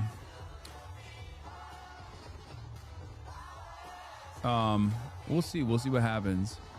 Why does Bernie not say genocide? He's so close. Anyways, to saying it was stopping him. I already told you, because he is a liberal Zionist. He's 800 years old, and he has a totally distorted opinion on Israel. For the longest time, myself and many others included thought that because he was pushing the needle so much in a national platform in a way that was unheard of in contemporary politics as it pertains to Israel, demanding that we shut off weapons transfers to Israel all the way back in 2016, we thought he had far more radical opinions about Israel and Zionism in general. That is just not the case. But the thing that Bernie at least doesn't do, to his credit, is he steps out of the way for those who do see the truth, right? He doesn't sit in opposition, and I'll take it. There's a video out there of, I think, ICE tear gassing local cops or something. Is this it? Is this the one? Chicago police officer was seen with watery eyes, coughing and struggling to breathe after what could have been tear gas or smoke was released this afternoon at 39 in Kedzie, where a protest against ICE was taking place.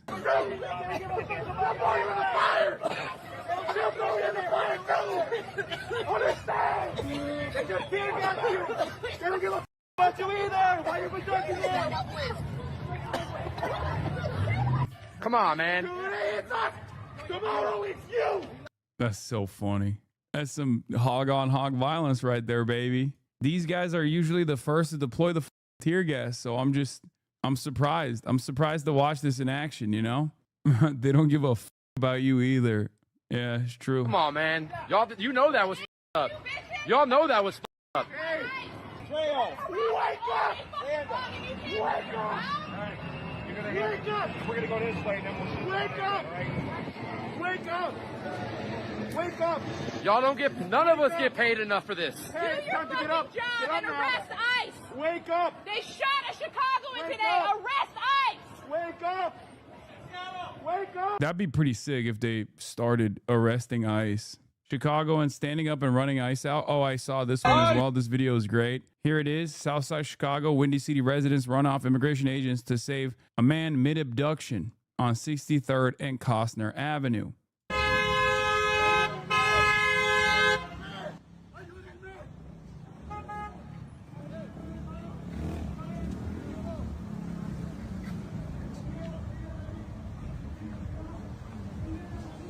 La migra!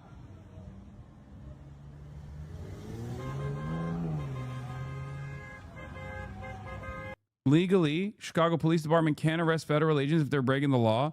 I mean, but they are. This is one of the things that I've talked about with respect to what ICE is doing.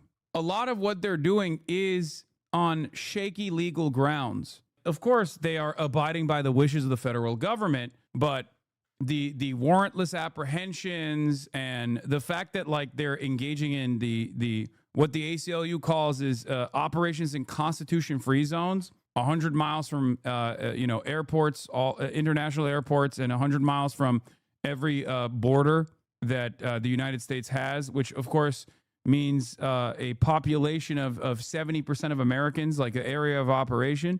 Technically, what they're doing in many of these instances, like regular detainment for after racial profiling, like all of that is illegal. And they know it's on shaky legal ground. And that's precisely the reason why they're doing it while they're masked. They lie about being cops. They're not cops. ICE is not, they're not police. Like, it doesn't matter if they're wearing a vest that says police and then underneath it says ICE. Like, they're not. They're ICE. They're Customs and Border Patrol. And it is actually an illegal detention when they apprehend an American citizen. It's in this weird legal gray area. Obviously, it's morally up, morally repulsive, but it's a legal gray area, which is precisely why like DRS of this sort, until they decide to further prosecute this, are sometimes successful. And I said this with like Mohsen Mahdawi, right? The difference between the Korean American or the Korean student in Colombia and Mahmoud Khalil or Mohsen Mahdawi was the fact that they actually apprehended those two, whereas they couldn't apprehend the other person because they just couldn't find her. They tried to, but I believe she wasn't at her apartment, so they just could not find her. And then a judge protected her. A judge said, yeah, you don't have any right to do this. And she got away. She got away scot-free because the administration was doing something that was up and illegal. So in this circumstance, like these kinds of incidents or any kind of like additional hurdle, what they consider to be obstruction of justice or an impediment to like police activity or whatever they choose to call it, can actually literally allow people to not fall victim to an unjust process.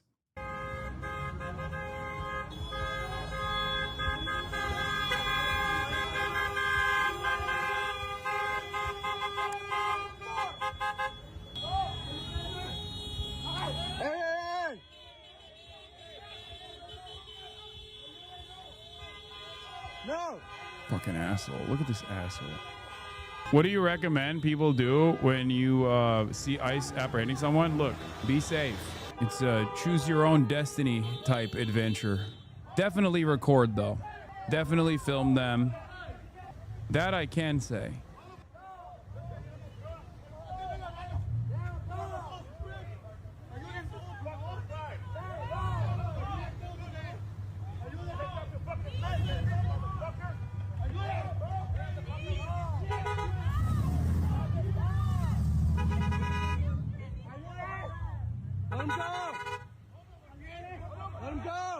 Like, look at this. Look at how crazy this is. This motherfucker's mask has no indication. You have no way to know if this person is just a fucking kidnapper or actually working for the federal law enforcement agencies. No identification whatsoever. Just a bunch of incompetent racists living out their racist fantasies.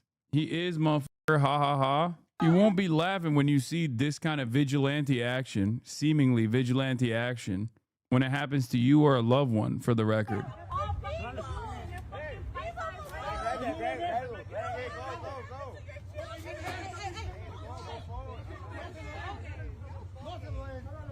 That's crazy. They're just straight up putting their bodies in between. Let him go. Causing them in real time to make the decision, is it worth it? Like, is it worth it? And then I guess they just give up. By the way, again, unmarked vehicle, plainclothes cop, potentially, we don't know. But they, in real time, go, okay, is it worth it? Is it worth it to continue with this apprehension and detainment? Now, the worst aspect of this kind of like cruelty for the sake of cruelty methods that you're seeing from ICE is that, like, there are going to be instances where they might be actually, in one of the rare instances, they might be actually trying to apprehend like a pedophile. You know what I mean? But this is what happens when the overwhelming majority of people that you're kidnapping without going through the proper process is that people end up losing confidence in federal law enforcement, especially for ICE in general. It makes total sense for them to not have any confidence. That is precisely the reason why they have to make sure that they're following the letter of the law every step of the way. This is in some ways, this is no different than like having Kash Patel be the director of the FBI and come out without a proper investigation with information that later is proven to be untrue. You can't do that. Every time you do that, you cause people to lose confidence.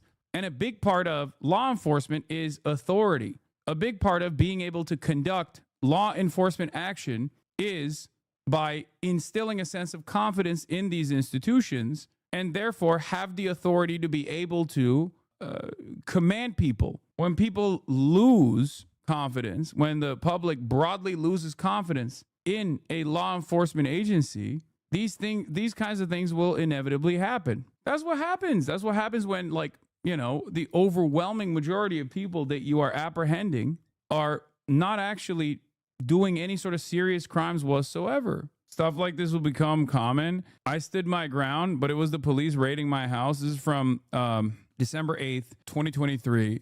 Diamonds Ford thought she was shooting at an intruder when Florida cops raided her home without knocking. Then she was charged with attempted murder. Like, there's a reason why law enforcement can't behave as a bunch of jackbooted thugs of the state. Yeah, her charges were dropped, by the way, chatters.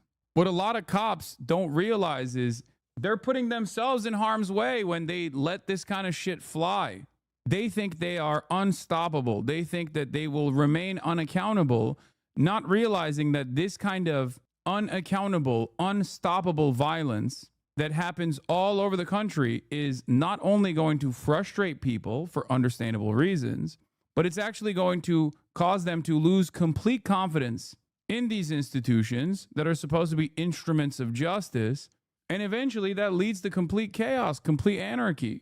This kind of shit doesn't happen in countries where people have the utmost confidence in law enforcement, where they believe that, like, well, you know, there's some standards. It's not going to be a bunch of like random racist dickheads running around with masks apprehending people because they think that the dude has too much melanin. You know, if that's the overall attitude, then of course people are going to try and do de-arrests, which is a concept that is otherwise unheard of. But because the arrests themselves are being done to people broadly that have not done any sort of significant crimes, the assumption from most Americans is, here it is, yet another person that's being falsely kidnapped. Oh my God, this is so Israel. Not much amazes me anymore about the modern GOP, but Back the Blue went out the window stunningly fast after the feds built their own goon squads accountable only to them. Those cops aren't cops, they're Antifa with badges. Look at them. Yeah, cops are Hamas. Benjamin Netanyahu is Hamas. The IDF is Hamas. It's the same. That is the same energy. It's the exact same energy. So fucking stupid. This is like Moist Critical coming out and making a video and being like, guys, the McSticks over there in Israel are obviously doing a genocide and we got to put a stop to it. It's like they're melting babies over there. I can't believe it. You know, I put my black t-shirt on instead of the white one today because I wanted to talk about the severity of the crisis at hand. When you see the Gaza situation is crazy YouTube video, know that things have changed so dramatically that people are no longer fearful. A couple weeks ago, I said, once Moist Critical talks about Israel, it's over. And it seems Moist Critical is, as a matter of fact, literally wearing the black t-shirt and talking about Israel, which is ironically what I said. Once he wears the black t-shirt and starts talking about Israel, it's over. As in, the American normie class has completely shifted their position on Israel and are no longer even afraid to speak about these things. Guys, it's time. There's a real up situation going on. Benjamin Netanyahu just openly stating in front of the whole world his plans on brainwashing because so many people are turning on Israel. So he was asked, like, what he plans to do about it. And you know what? Since I'm just yapping, I'm just going to go ahead and go on this topic now, too. I guess I'm curious about what's another game plan if we lose evangelical support for the state of Israel? What's our backup plan to be strong, like, outside the diaspora? Christian influencers, okay? You said, we talked about the woke right, and you said, I call it the woke Reich. That's brilliant. The woke Reich, because these people, you know, they're not any different from the woke left. I mean, they're insane. They're loonies. Yeah, that's his strategy, a galaxy brain chess maneuver here.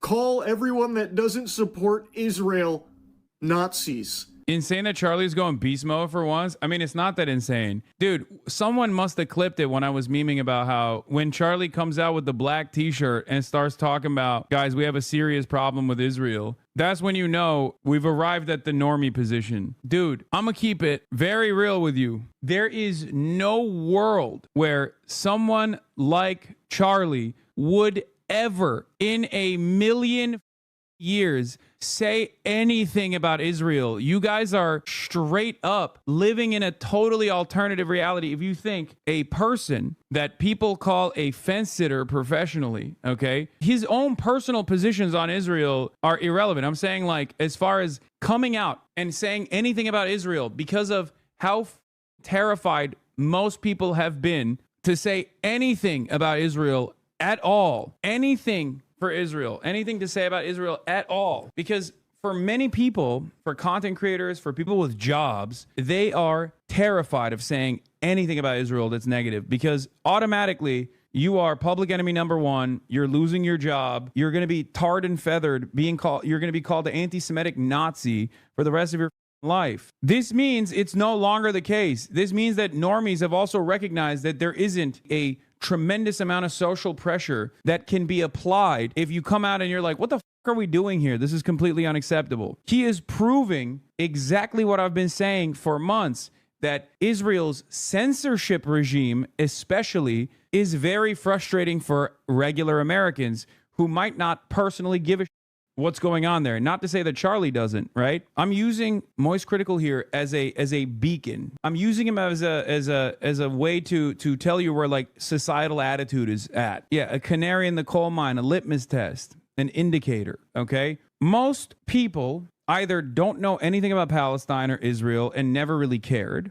or they had a positive opinion on Israel until October 7, right? And most people saw what Israel did after October 7 and at times tuned in and thought, wow, that's really oh, well, life goes on. I'm talking about, like, normal people, not you guys. This community is obviously unique. We are uniquely tuned in to what the Israel's been up to every single day, okay? For the average person, for your coworkers, they are not as tuned in. But this doesn't mean that they're oblivious. They are aware of what Israel's doing. Some people know what Israel's doing and think, well, you know, they're brown guys. Oh, well, it's really sad. Maybe they should stop. But they're just, you know, brown children being slaughtered. And they just move on with their lives. But if there's one thing that pisses off Americans, if there's one thing that pisses off your coworkers, it's the fact that they see that, they don't like it, they're fearful to say anything about it, and they see others saying something about it that reflects their values on the issue, and they get censored, or they get deplatformed, or they get yelled at endlessly by some of the most arrogant genocide dares you have ever encountered, and they don't like that. They especially don't like this. So even if there's an American out there who doesn't give a who doesn't like what Israel is doing, but doesn't care enough to go out and protest, and is not fully aware of all of the awfulness, all of the bloodshed that Israel has committed, they especially don't like being censored. They don't like the fact that there are unlimited tax dollars going there, and they don't like the arrogance and entitlement demonstrated by this supposed client state, and they don't like that they are being censored for exhibiting any sort of discontent. We shall call this the Kimmel effect. That's a good take. Exactly. Americans might not be totally tuned into all the awful shit that Trump is doing right now at the domestic level. When he came out and was like, Jimmy Kimmel, for this like tepid statement about Charlie Kirk, deserves to be barred from speaking on television, and the FCC should like revoke the television license, all of a sudden everyone goes, what the f do you mean? Get the f out of here. And that's precisely what's taking place here. Poll after poll is showing that more and more Americans are becoming aware of the reality or acknowledging the reality that Israel is committing a genocide.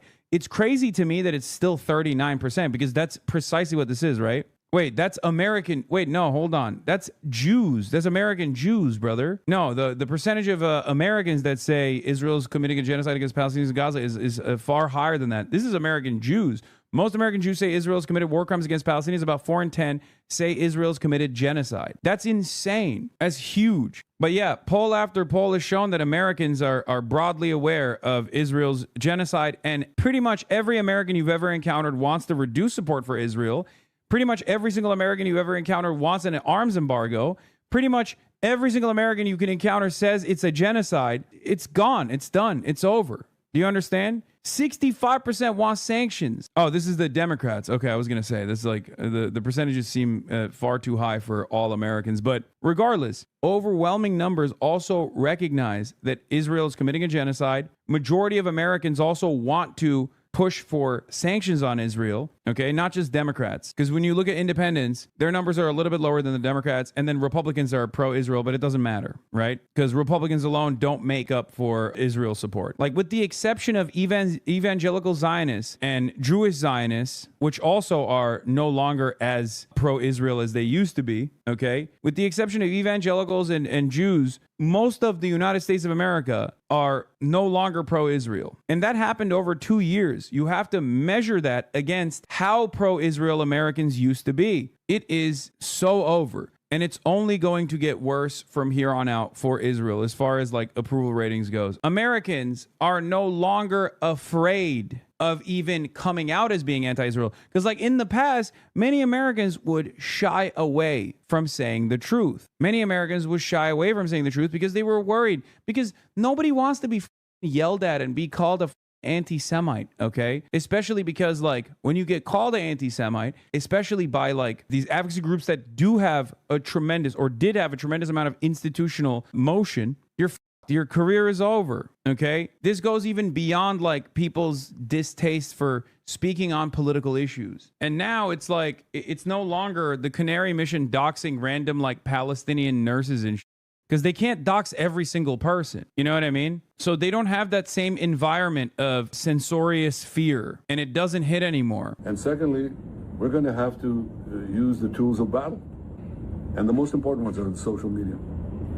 And the most important purchase that is going on right now is TikTok. TikTok, number one. And I hope it goes through because it can be consequential. And the other one, what's the other one? That's most important. X. Exactly. Very good. And, you know, so we have to talk to Elon. He's not an enemy. He's a friend. We should talk to him. Now, if we can get those two things, we get a lot. And I could go on other things, but that's not the point right now. Spoiler warning for those without thinking caps on. Censorship. He's talking about censorship. Damn to free speech. Benjamin Netanyahu's got other ideas. It's something he's talked about plenty in the past. He's not exactly shy with it. He's very loosey-goosey with the censorship topic, and he's talking about it again. He recognizes how everyone sharing videos and information about the atrocities and all the slaughter of the Palestinians at the hands of the IDF is making people turn on Israel. So now genocidal freak is going up to Elon Musk. Oh, Mr. Musk, can we do something about like all these pesky voices sharing all of this? It's censorship. Super weird, by the way, how a foreign nation seems to have so much pull over things happening in our homeland. Why can Netanyahu come out with his full ass on display talking about like how algorithms on the platforms here need to cater to him, and also he should be talking to Elon about Twitter so they can do something together in regards to like the people not liking Israel anymore and what they're having access to? Why is that? Like, that shouldn't be allowed, right? Like, what the f? This guy gets to come in and, like, completely wash our fucking freedom of speech in order to fit his censorship agenda? Cool. How about no Goober? Like, come on. Damn, bro, I can't believe I'm hearing Moist Critical. My eyes, my ears. I can't believe I'm seeing and hearing Moist Critical wearing the black shirt, literally calling Benjamin Netanyahu the G word, goober. Okay? That is crazy. How do we get here, folks? The mother G word, man. Incredible things are happening. We're finally here. I don't know anything about him. What's the significance of the black shirt? I mean, that's mostly a meme. Charlie doesn't normally do a lot of politics. Like he's a liberal for sure, right? In the past, like he's come out and had some interesting takes that I definitely consider liberal, but like he deliberately stays out of trouble, I guess, if that makes sense. He tries to actively not talk about this stuff. For him to come out and like make a statement is indicative of the change in times. It means that there aren't like tremendous repercussions for this sort of thing. He is demonstrative of an attitude shift. It means that like this position is no longer, this is an inoffensive position. It's like people actually no longer feel fearful to reveal this. And he has, in the past, he stood up for trans people and a lot of people yelled at him for it. Like this means that like the average American cop and divorced dad also has a similar perspective. Do you understand? Like there's cops that watch Moist Critical. There's divorced dads that watch Moist Critical. Your coworkers watch Moist Critical, okay, in our age group. How about we all come together and say, let's stop attacking pedophiles? I want you to look at what happened when the National Guard went to D.C. Quite the Freudian slip. And as I said, there's no way he meant to say that. But he never corrects it or anything. No one points it out. And what he's talking about didn't pertain to pedophiles at all. His crime statistics were robbery, homicide, and rape. 2 out of 3 of those he covered previously. The last one, robbery, that doesn't relate to stopping attacking pedophiles. Like, those two don't connect. You can't put the square piece into the circle hole on that one. And I saw people saying that it was intellectually dishonest to paint it as anything other than just like an embarrassing flub. Which is fair enough, I suppose, because I'm not trying to make the claim that this is him fully admitting to things and he's going full mask off. Ted Cruz did, notably, reject the release of the Epstein files. Like, from all available information, it seems he has been against the release of the Epstein files, judging from his votes in regards to it. So I did pose that, here's a little food for thought. There may be a little something there, possibly, but overall, the video, I was just taking the piss out of it. That's really it. But that was somehow incendiary and made people mad about, like, to portray him clearly having a flub there. Once again, that is indicative of his audience's attitude, right? Even when he's like gently making fun of Ted Cruz for a very obvious gaffe while tying it back to the Epstein stuff, like there are people in his audience that get mad at that. Okay, so there's obviously like right wingers in his audience as well. Not his entire audience, but that is once again where Charlie is at and what he represents for someone like myself. I'm going to harp on Ted Cruz for a moment because I just don't understand the glaze. I don't know how he has hog writers. I do not get the pedophiles that will defend him tooth and nail when he himself has said that the reason he got into Congress 13 years ago is to defend the interests of Israel. I came into Congress 13 cooking. years ago with the stated intention of being the leading defender of Israel in the United States Senate. Right. And I've worked every day to do that. So you are an American politician whose sole purpose for being here is to defend the interests of a foreign nation here, domestically. I just don't know how that's not treasonous. I'm just going to say it. I don't get how that is not just like full-blown treason. I saw quite a few takes when it came out about Israel paying influencers for like positive PR and stuff, and people were tossing the word treason around in regards to that. This is that times 50. I don't know how this one gets a pass. I don't get how that gets a pass. He is supposed to represent the state of Texas. You would think as an American... I told you, motherfucker. Dude, wait till Charlie hears about BDS laws, dude. Any self-respecting American who hears about the treacherous, nefarious ways in which Israel advocacy groups have been able to dominate American political discourse in this fashion, they're never going to look at that the same way ever again. 38 states where you have to sign a loyalty pledge to the state of Israel to retain a job. In no way. Again, I'm not the most politically savvy guy on the planet. I'm a Neanderthal. I get that. I am a Cro-Magnon man when it comes to this. But I just don't understand. I cannot wrap my head around how people will support that. I don't get it. By the way, I knew this was going to inevitably happen, which is why I cannot believe how much the Democrats have failed on this issue and how much they haven't led on this issue. If you couldn't see the writing on the wall, first and foremost, you should have obviously been against it due to the immoral nature. Like, you should, if you're a human being, you should be anti-genocide. But the fact that you wouldn't even argue against Israel, you wouldn't argue against decoupling from Israel, knowing that this was going to be a major world-defining, incredibly consequential political issue at the domestic level. God damn, dude. Retire if you can't see that. If I can see that, and I'm a dumb Twitch streamer, you should be able to see that too. You shouldn't even need the tide shift to take place to actually, change your position on it, regardless if you're a politician. Leaked email reveals communication between company leading the TikTok purchase and former Israeli Prime Minister Ehud Barak. We believe that we have to embed the love and respect for Israel in the American culture, wrote the then Oracle CEO Safra Katz in 2015. And Will Menaker has a take on it. He says, no matter how much money they spend on this or how many media platforms they buy out for this express purpose, I can state with total confidence that no one in this country under the age of 50 will ever love or respect Israel again, and nothing is changing that. It's over. This is why I keep saying toothpaste out of the tube. This is why I keep repeating over and over again that today is the day that Israel will be the most popular it ever will be for the rest of time. Tomorrow, Israel will be less popular than it is today. And the day after that, Israel will be even less popular than it is today. This will never turn around for Israel. It's over. They've lost the next generation, completely lost it. And what they also fail to comprehend is that all of this censorship,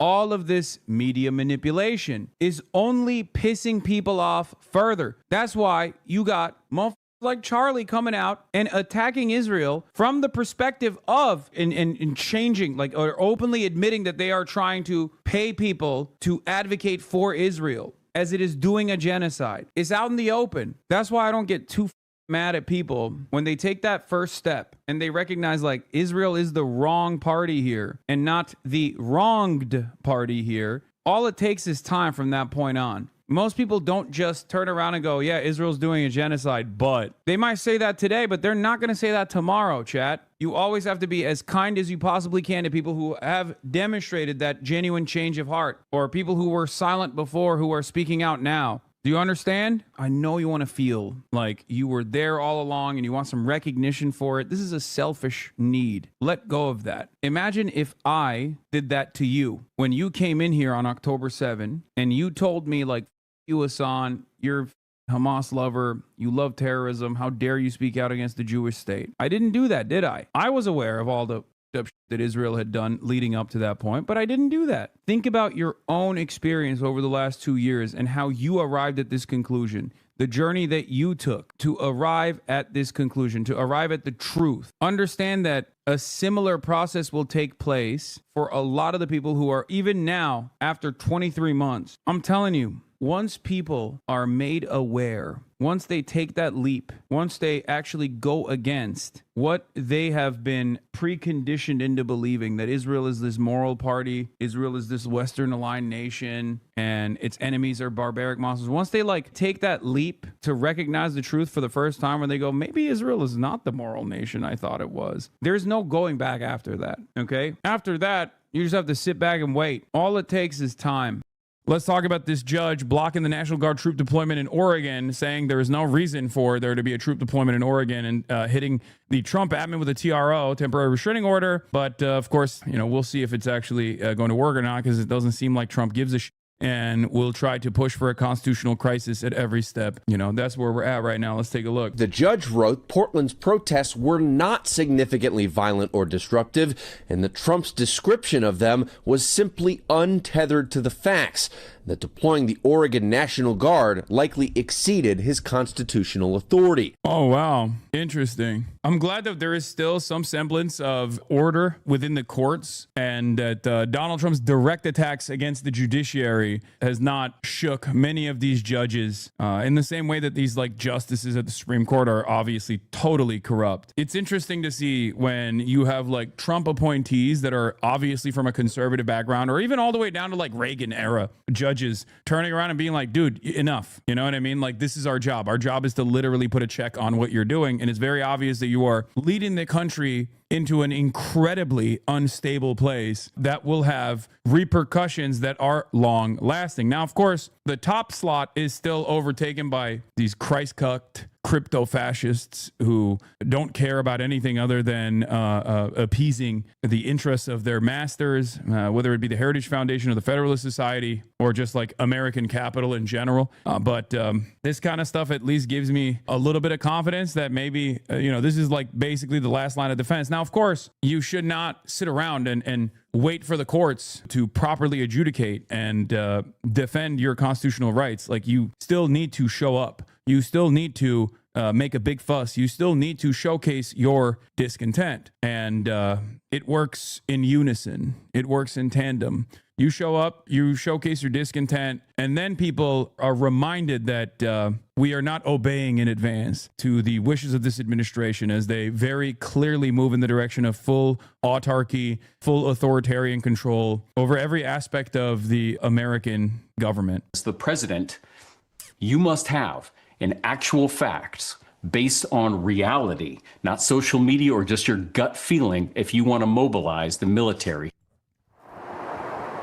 Now, to be clear, the judge's ruling simply bans the president from sending the National Guard here to Portland. Portland's police chief has also pushed back against the National Guard here. He fears that it would just escalate crowd behavior. Of course, the Trump administration has appealed. That's the other thing. Like, it's very obvious. The decision for Portland is significant. Portland is one of those places where they will push back. And I think Trump knows that. And that's the reason why, while most of the discontent has been fairly civil, they are trying to make a big deal out of it in an effort to lean into the Portland is on fire narratives. They want a confrontation. They want escalation. They want a confrontation worthy of some semblance of escalation that then turns into a much larger confrontation. And then they can justify the troop deployment to a larger percentage of the population. Now, Portland also is unique in the sense that it has drawn the ire of conservatives for many, many years at this point. For like the last decade, Portland has been considered this like Antifa safe haven, a complete like autonomous zone for radical anarchists and things of that nature. Portland is basically like the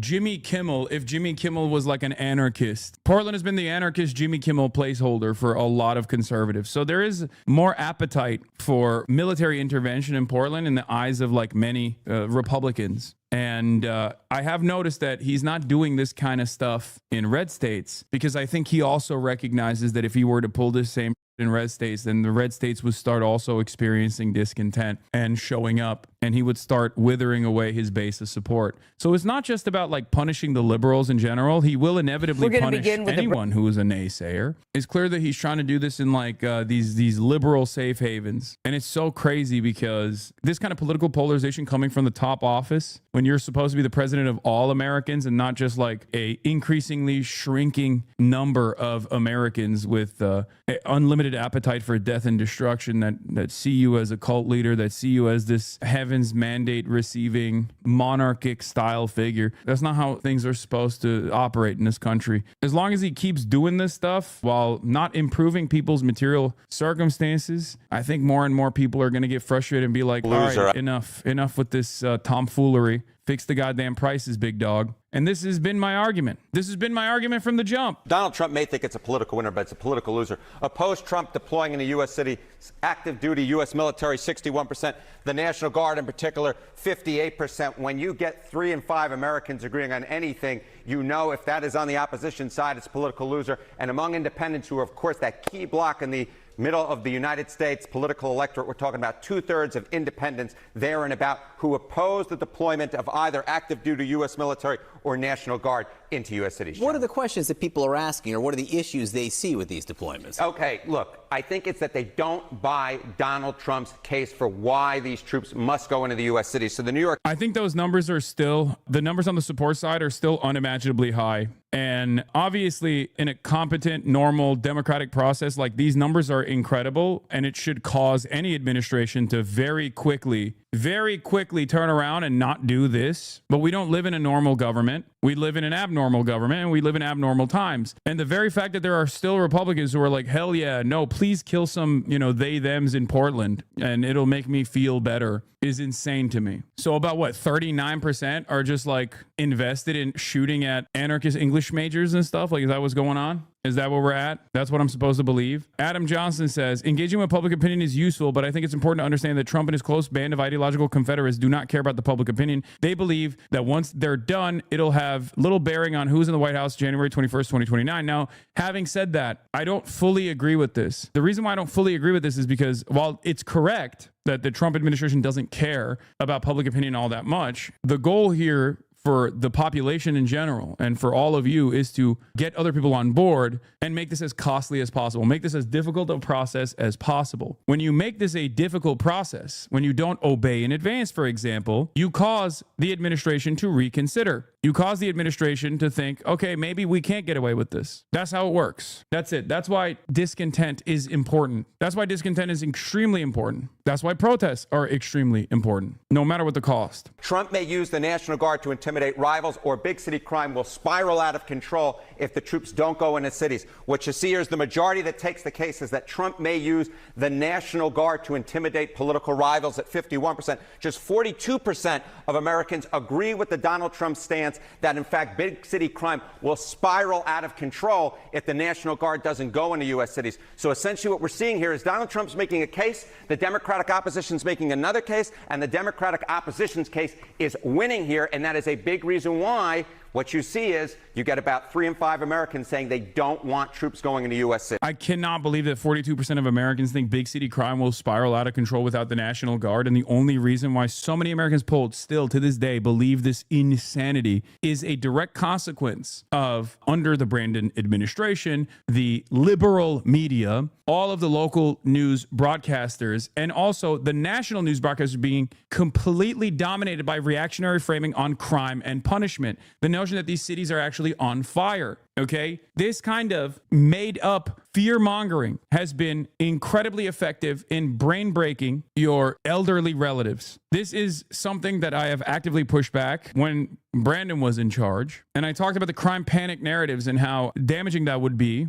eventually. And it has been. I mean, I have all my own relatives that have fallen victim to the crime panic narratives, assuming that Democrats actually don't care about crime at all, and that the only solution to crime is more aggressive apprehension initiatives, more aggressive detainment initiatives, which, of course, when pushed to its logical limit, imply the utilization of lethal force in the hands of the American military against domestic enemies. And that's where we're at. That is precisely where we're at. That we wouldn't have gotten to this point if even the liberal side, if the Democrat side on this argument wasn't also completely leaning into the crime panic narratives out of fears that this was far too good a message being presented by the Republicans. This is another fantastic example of this, but with respect to ICE. Okay, Brian Schatz is the United States Senator from Hawaii. He says, why do we need snipers in our cities? Now, he said this on October 4th. Why are 6 masked men slamming a guy in a wheelchair in the ground? Why would an agent tackle a scared wife? Add the rhetoric of the president is increasing manic and angry senior advisors, and we are at a fork in the road.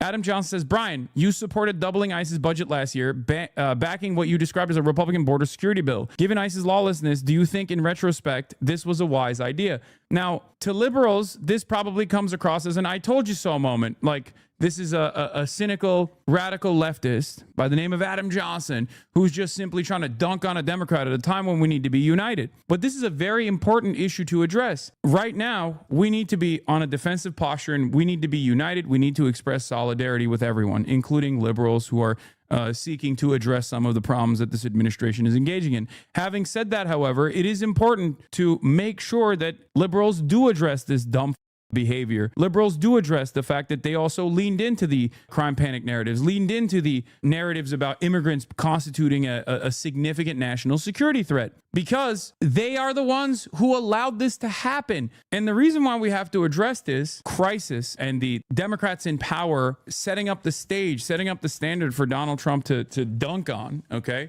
is because if in a positive turn, Democrats do come back into power, they cannot repeat these issues. They cannot repeat the same things that they've done that led to this crisis to begin with. The same goes for every single issue. Same goes for like the bull anti-Semitism is exploding in college campuses, narratives that Democrats leaned into leading up to the election cycle because they also personally wanted to punish the naysayers. They also wanted to punish the campus protesters because they wanted to continue their allegiance with Israel as Israel was committing a genocide. It's completely ridiculous. And we have to do our very best to explain to people, like, if we don't reverse the trajectory, if Democrats actually hold any sort of office, we're cooked again. Next time, there is another competent Republican, a more competent Republican that comes in charge and takes over the government, and maybe a Tucker Carlson. Do you think this is a good use of your platform right now? Brian Schatz says, do you think meaningfully combating the forces of fascism require coherent and consistent counter politics and not nonstop triangulation and stupid gotchas that reinforce every racist MAGA premise?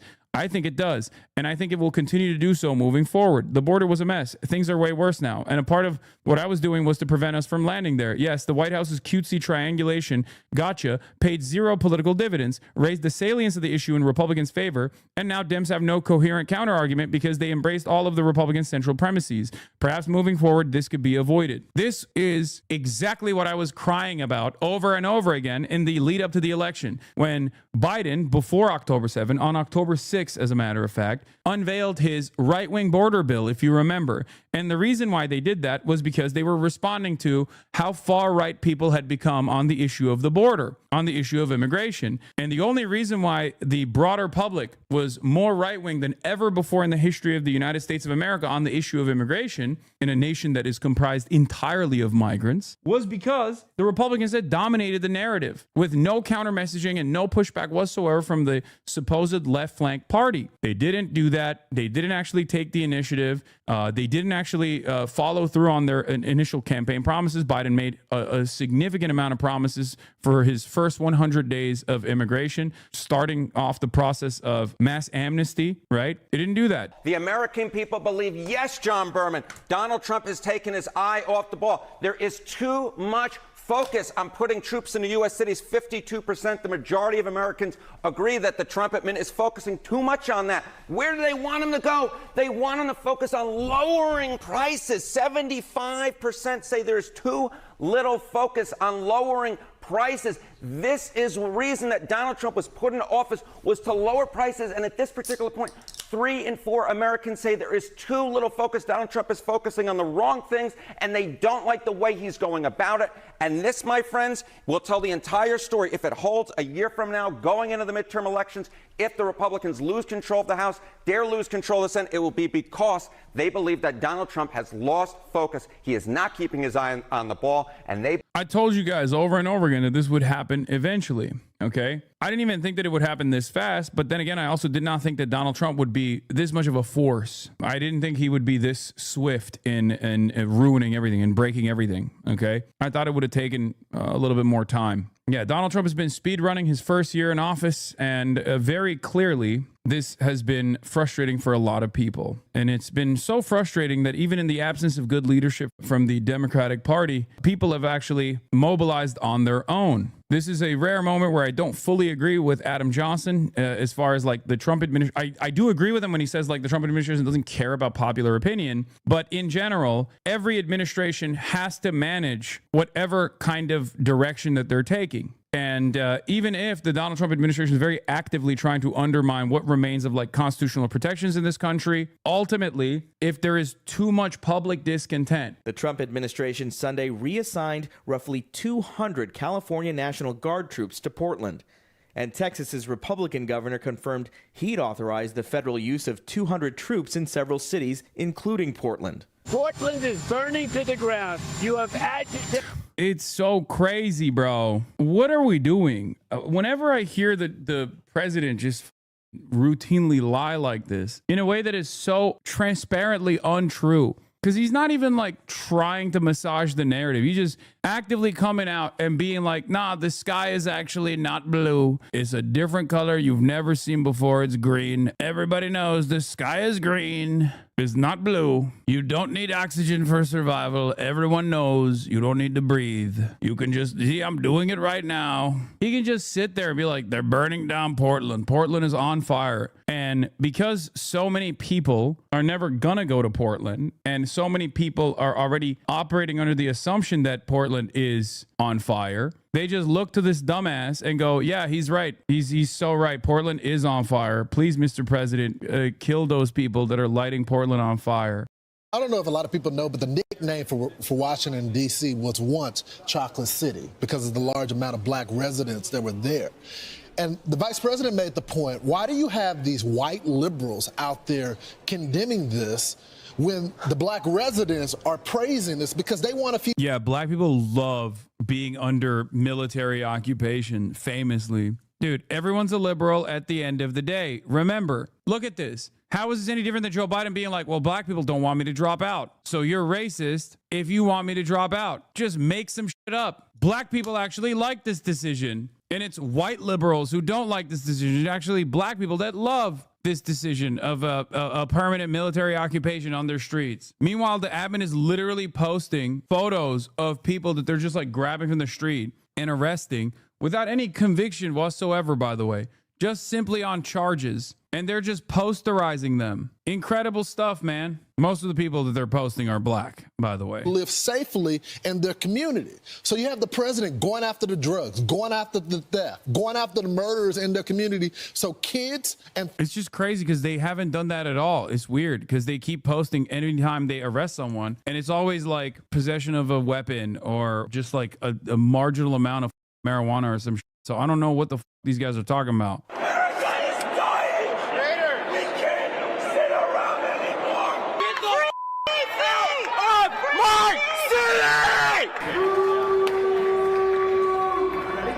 This is the guy who thinks people don't deserve law and order in their own community. Mr. Vice President, how did it go? Guys, thank you. Look at them, like maniacs. They're maniacs. No, they actually love him, dude. They love him. They're saying, boo, show us your face more, actually. Are you looking at the crime stats there? And that's with the fudge numbers. So yeah, does that seem like a freezing? Look at this, This guy, that guy's screaming.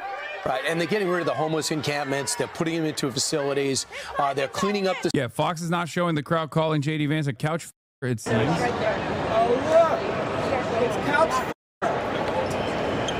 You gonna fuck a couch, buddy? Right here. Do not go past this. Mr. Vice President,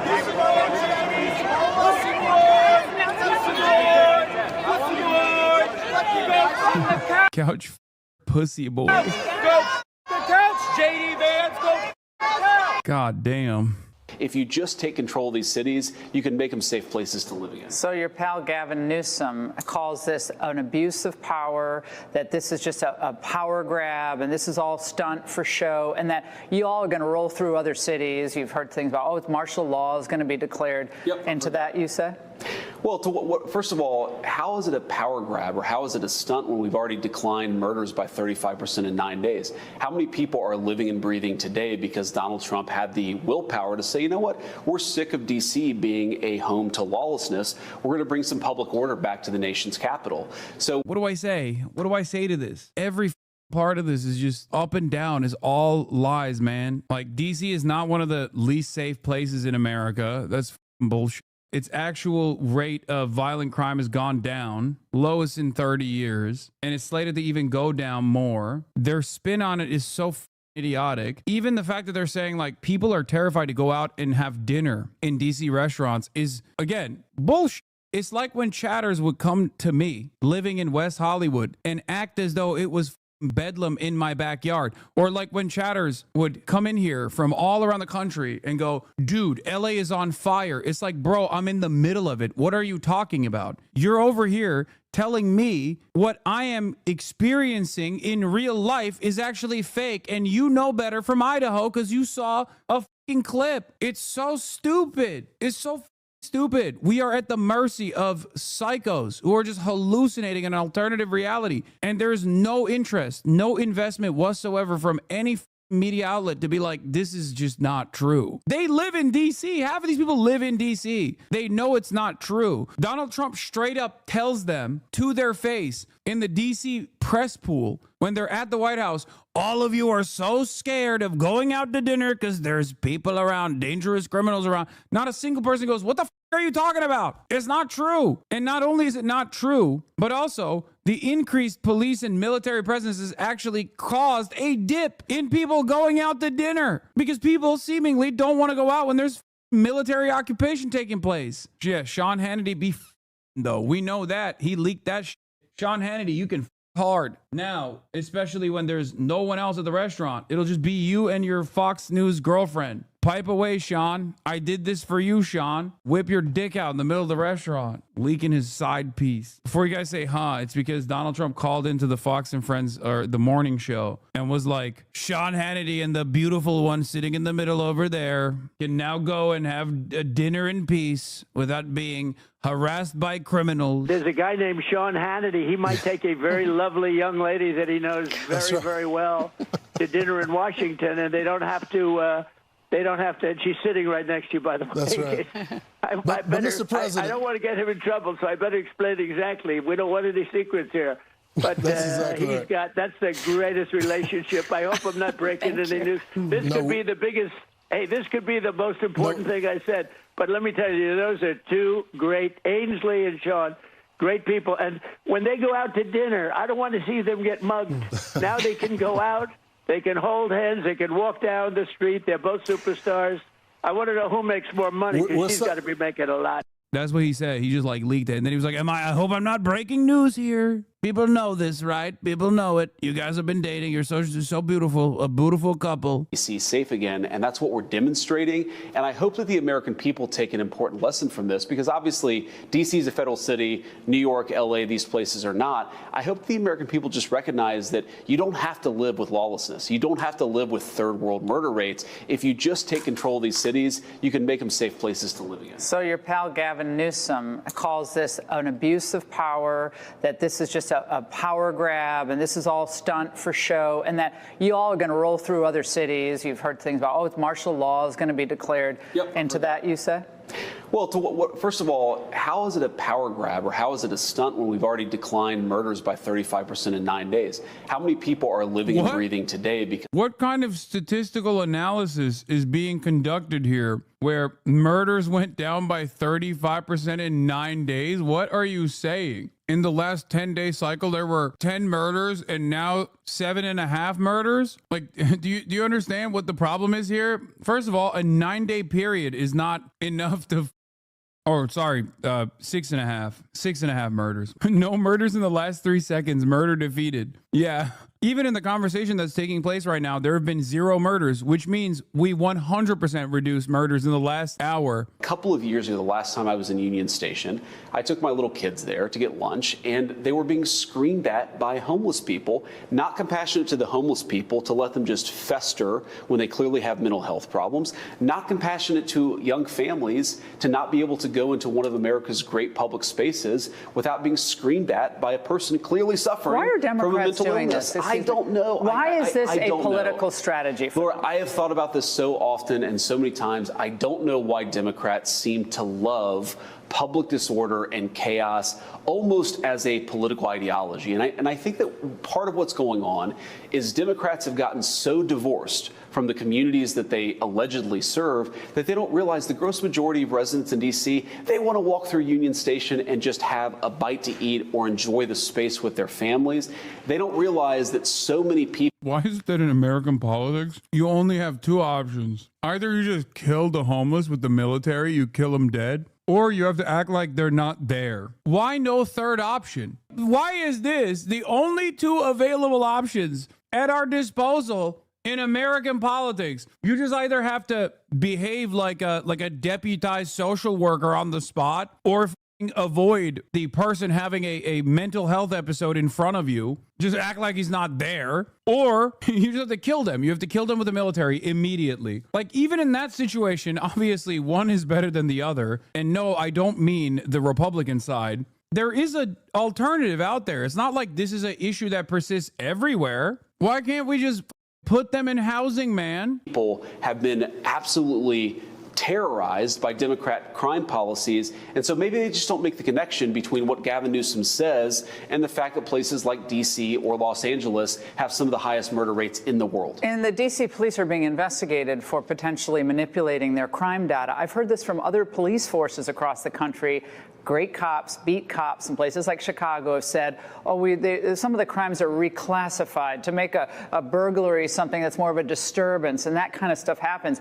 But is this a federal issue at this point, if this is a manipulation of data and if it's widespread? Well, it's certainly something that's being investigated, and I hope that we'll uncover what's going on. But even aside from any manipulation of data, when you have 911 wait times that are so long, a lot of crime doesn't even get reported. And we heard this all the time. People would say, well, my home's being robbed. I'm not even going to call the police because it's going to be 45 minutes before they show up. And that's not an indictment of the beat cop, by the way. They're so overwhelmed by how... Yeah, maybe because they're dog shit, dude. They suck at their jobs. Bro, I swear to God, there's no other job on the planet other than like maybe a CEO that gets this kind of treatment for being at their jobs. It's so strange. I'm an advocate for making cops do their job instead of roaming the streets, terrorizing like black people and like actually solve crime, actually stop crime. This shit pisses me off so much.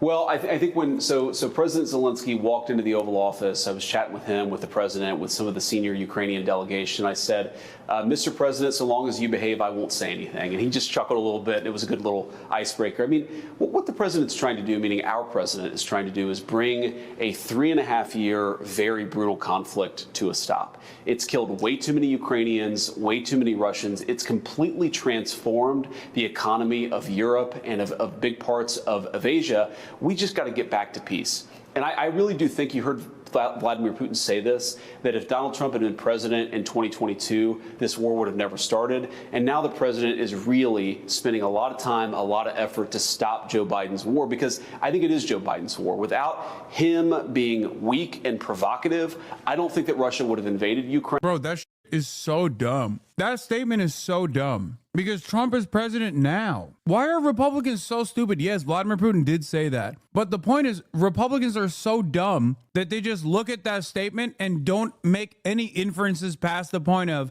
Vladimir Putin saying, oh, I would have never invaded if you kept being president. Okay, let's say that's true. Why is nobody asking, but Trump is president now? Why are you still continuing to pummel Ukraine? Like, if that's the case, if you have so much respect for Donald Trump, then why don't you stop invading Ukraine?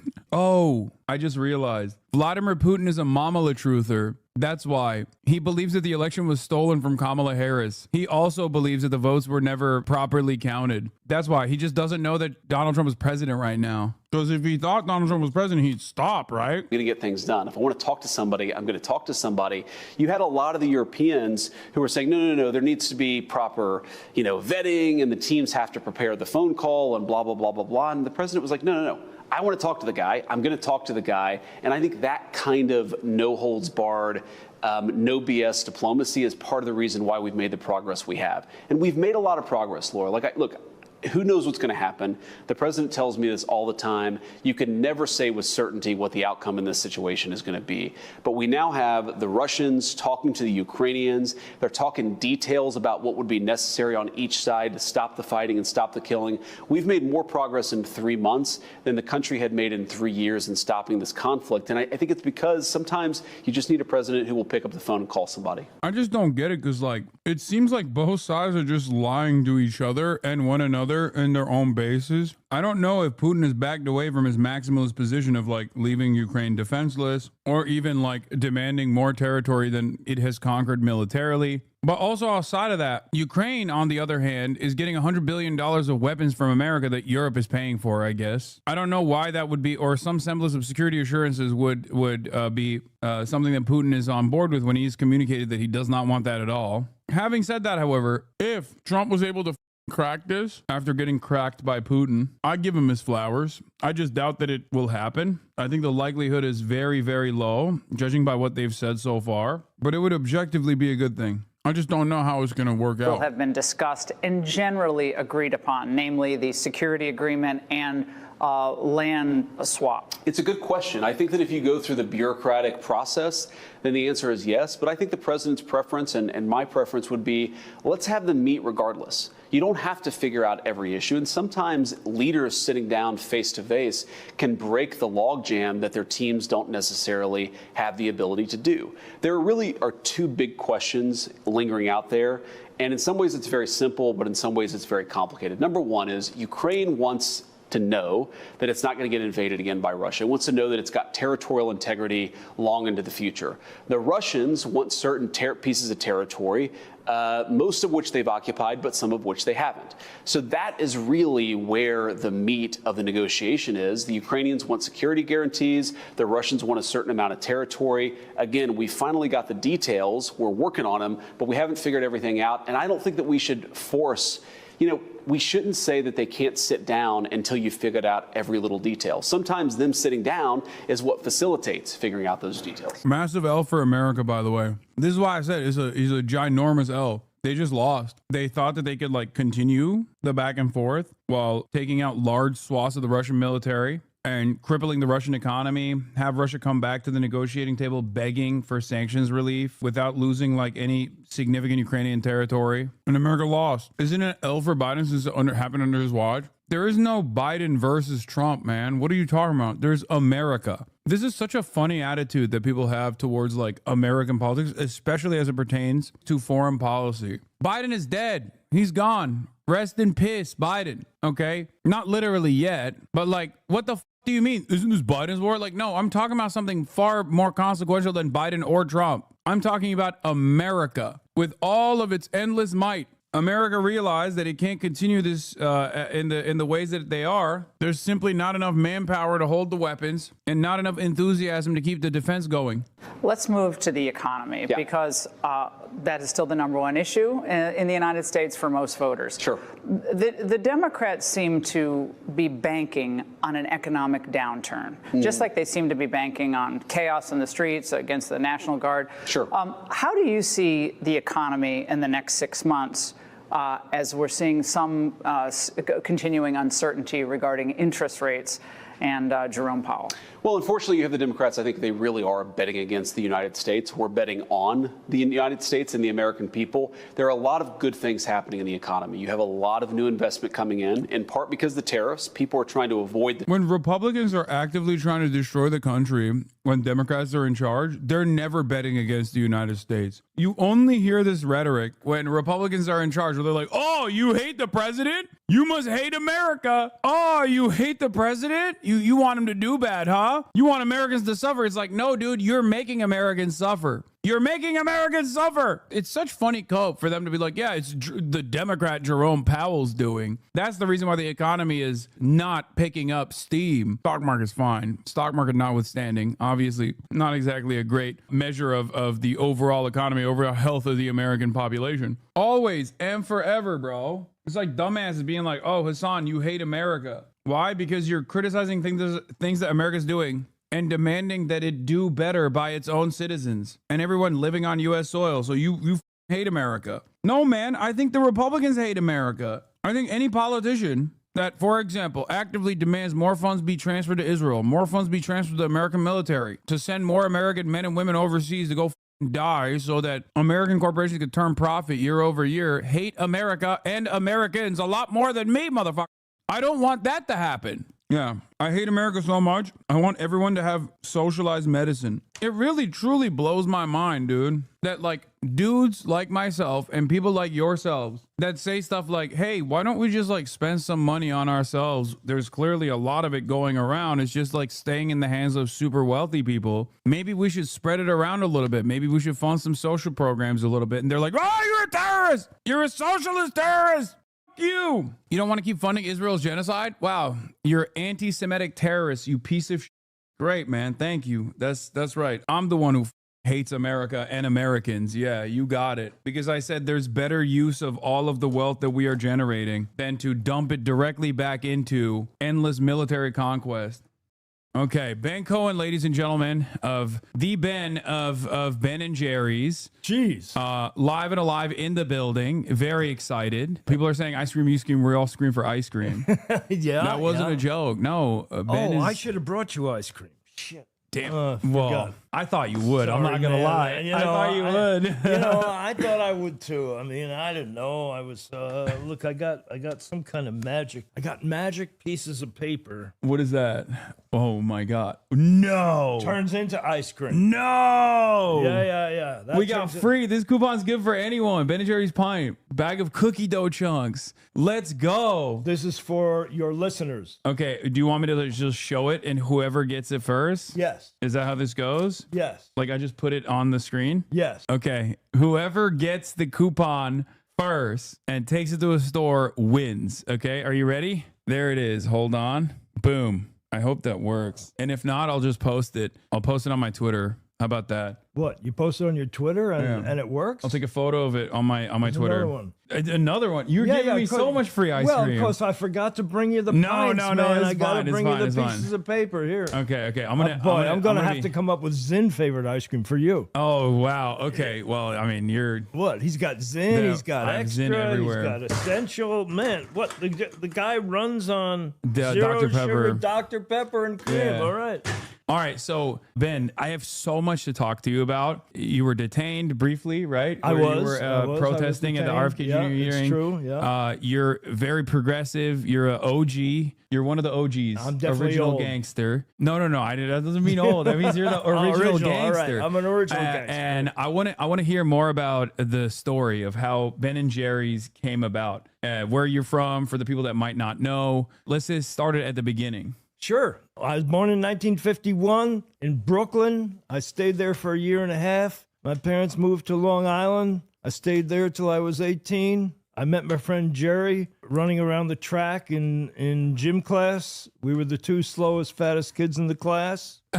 We learned to like each other. We stuck together. I dropped out of a whole bunch of colleges. Jerry went to 4 years straight, tried to get into med school and couldn't get in. I tried to become a potter. Nobody would buy my pottery. We felt like we were both failures, and we decided to start our own business. Our idea was that we wanted to live in a rural college town, and we thought we would take a food trend that was just starting off in the big cities. And but you were there when ice cream was popping off for the first time ever. That's crazy.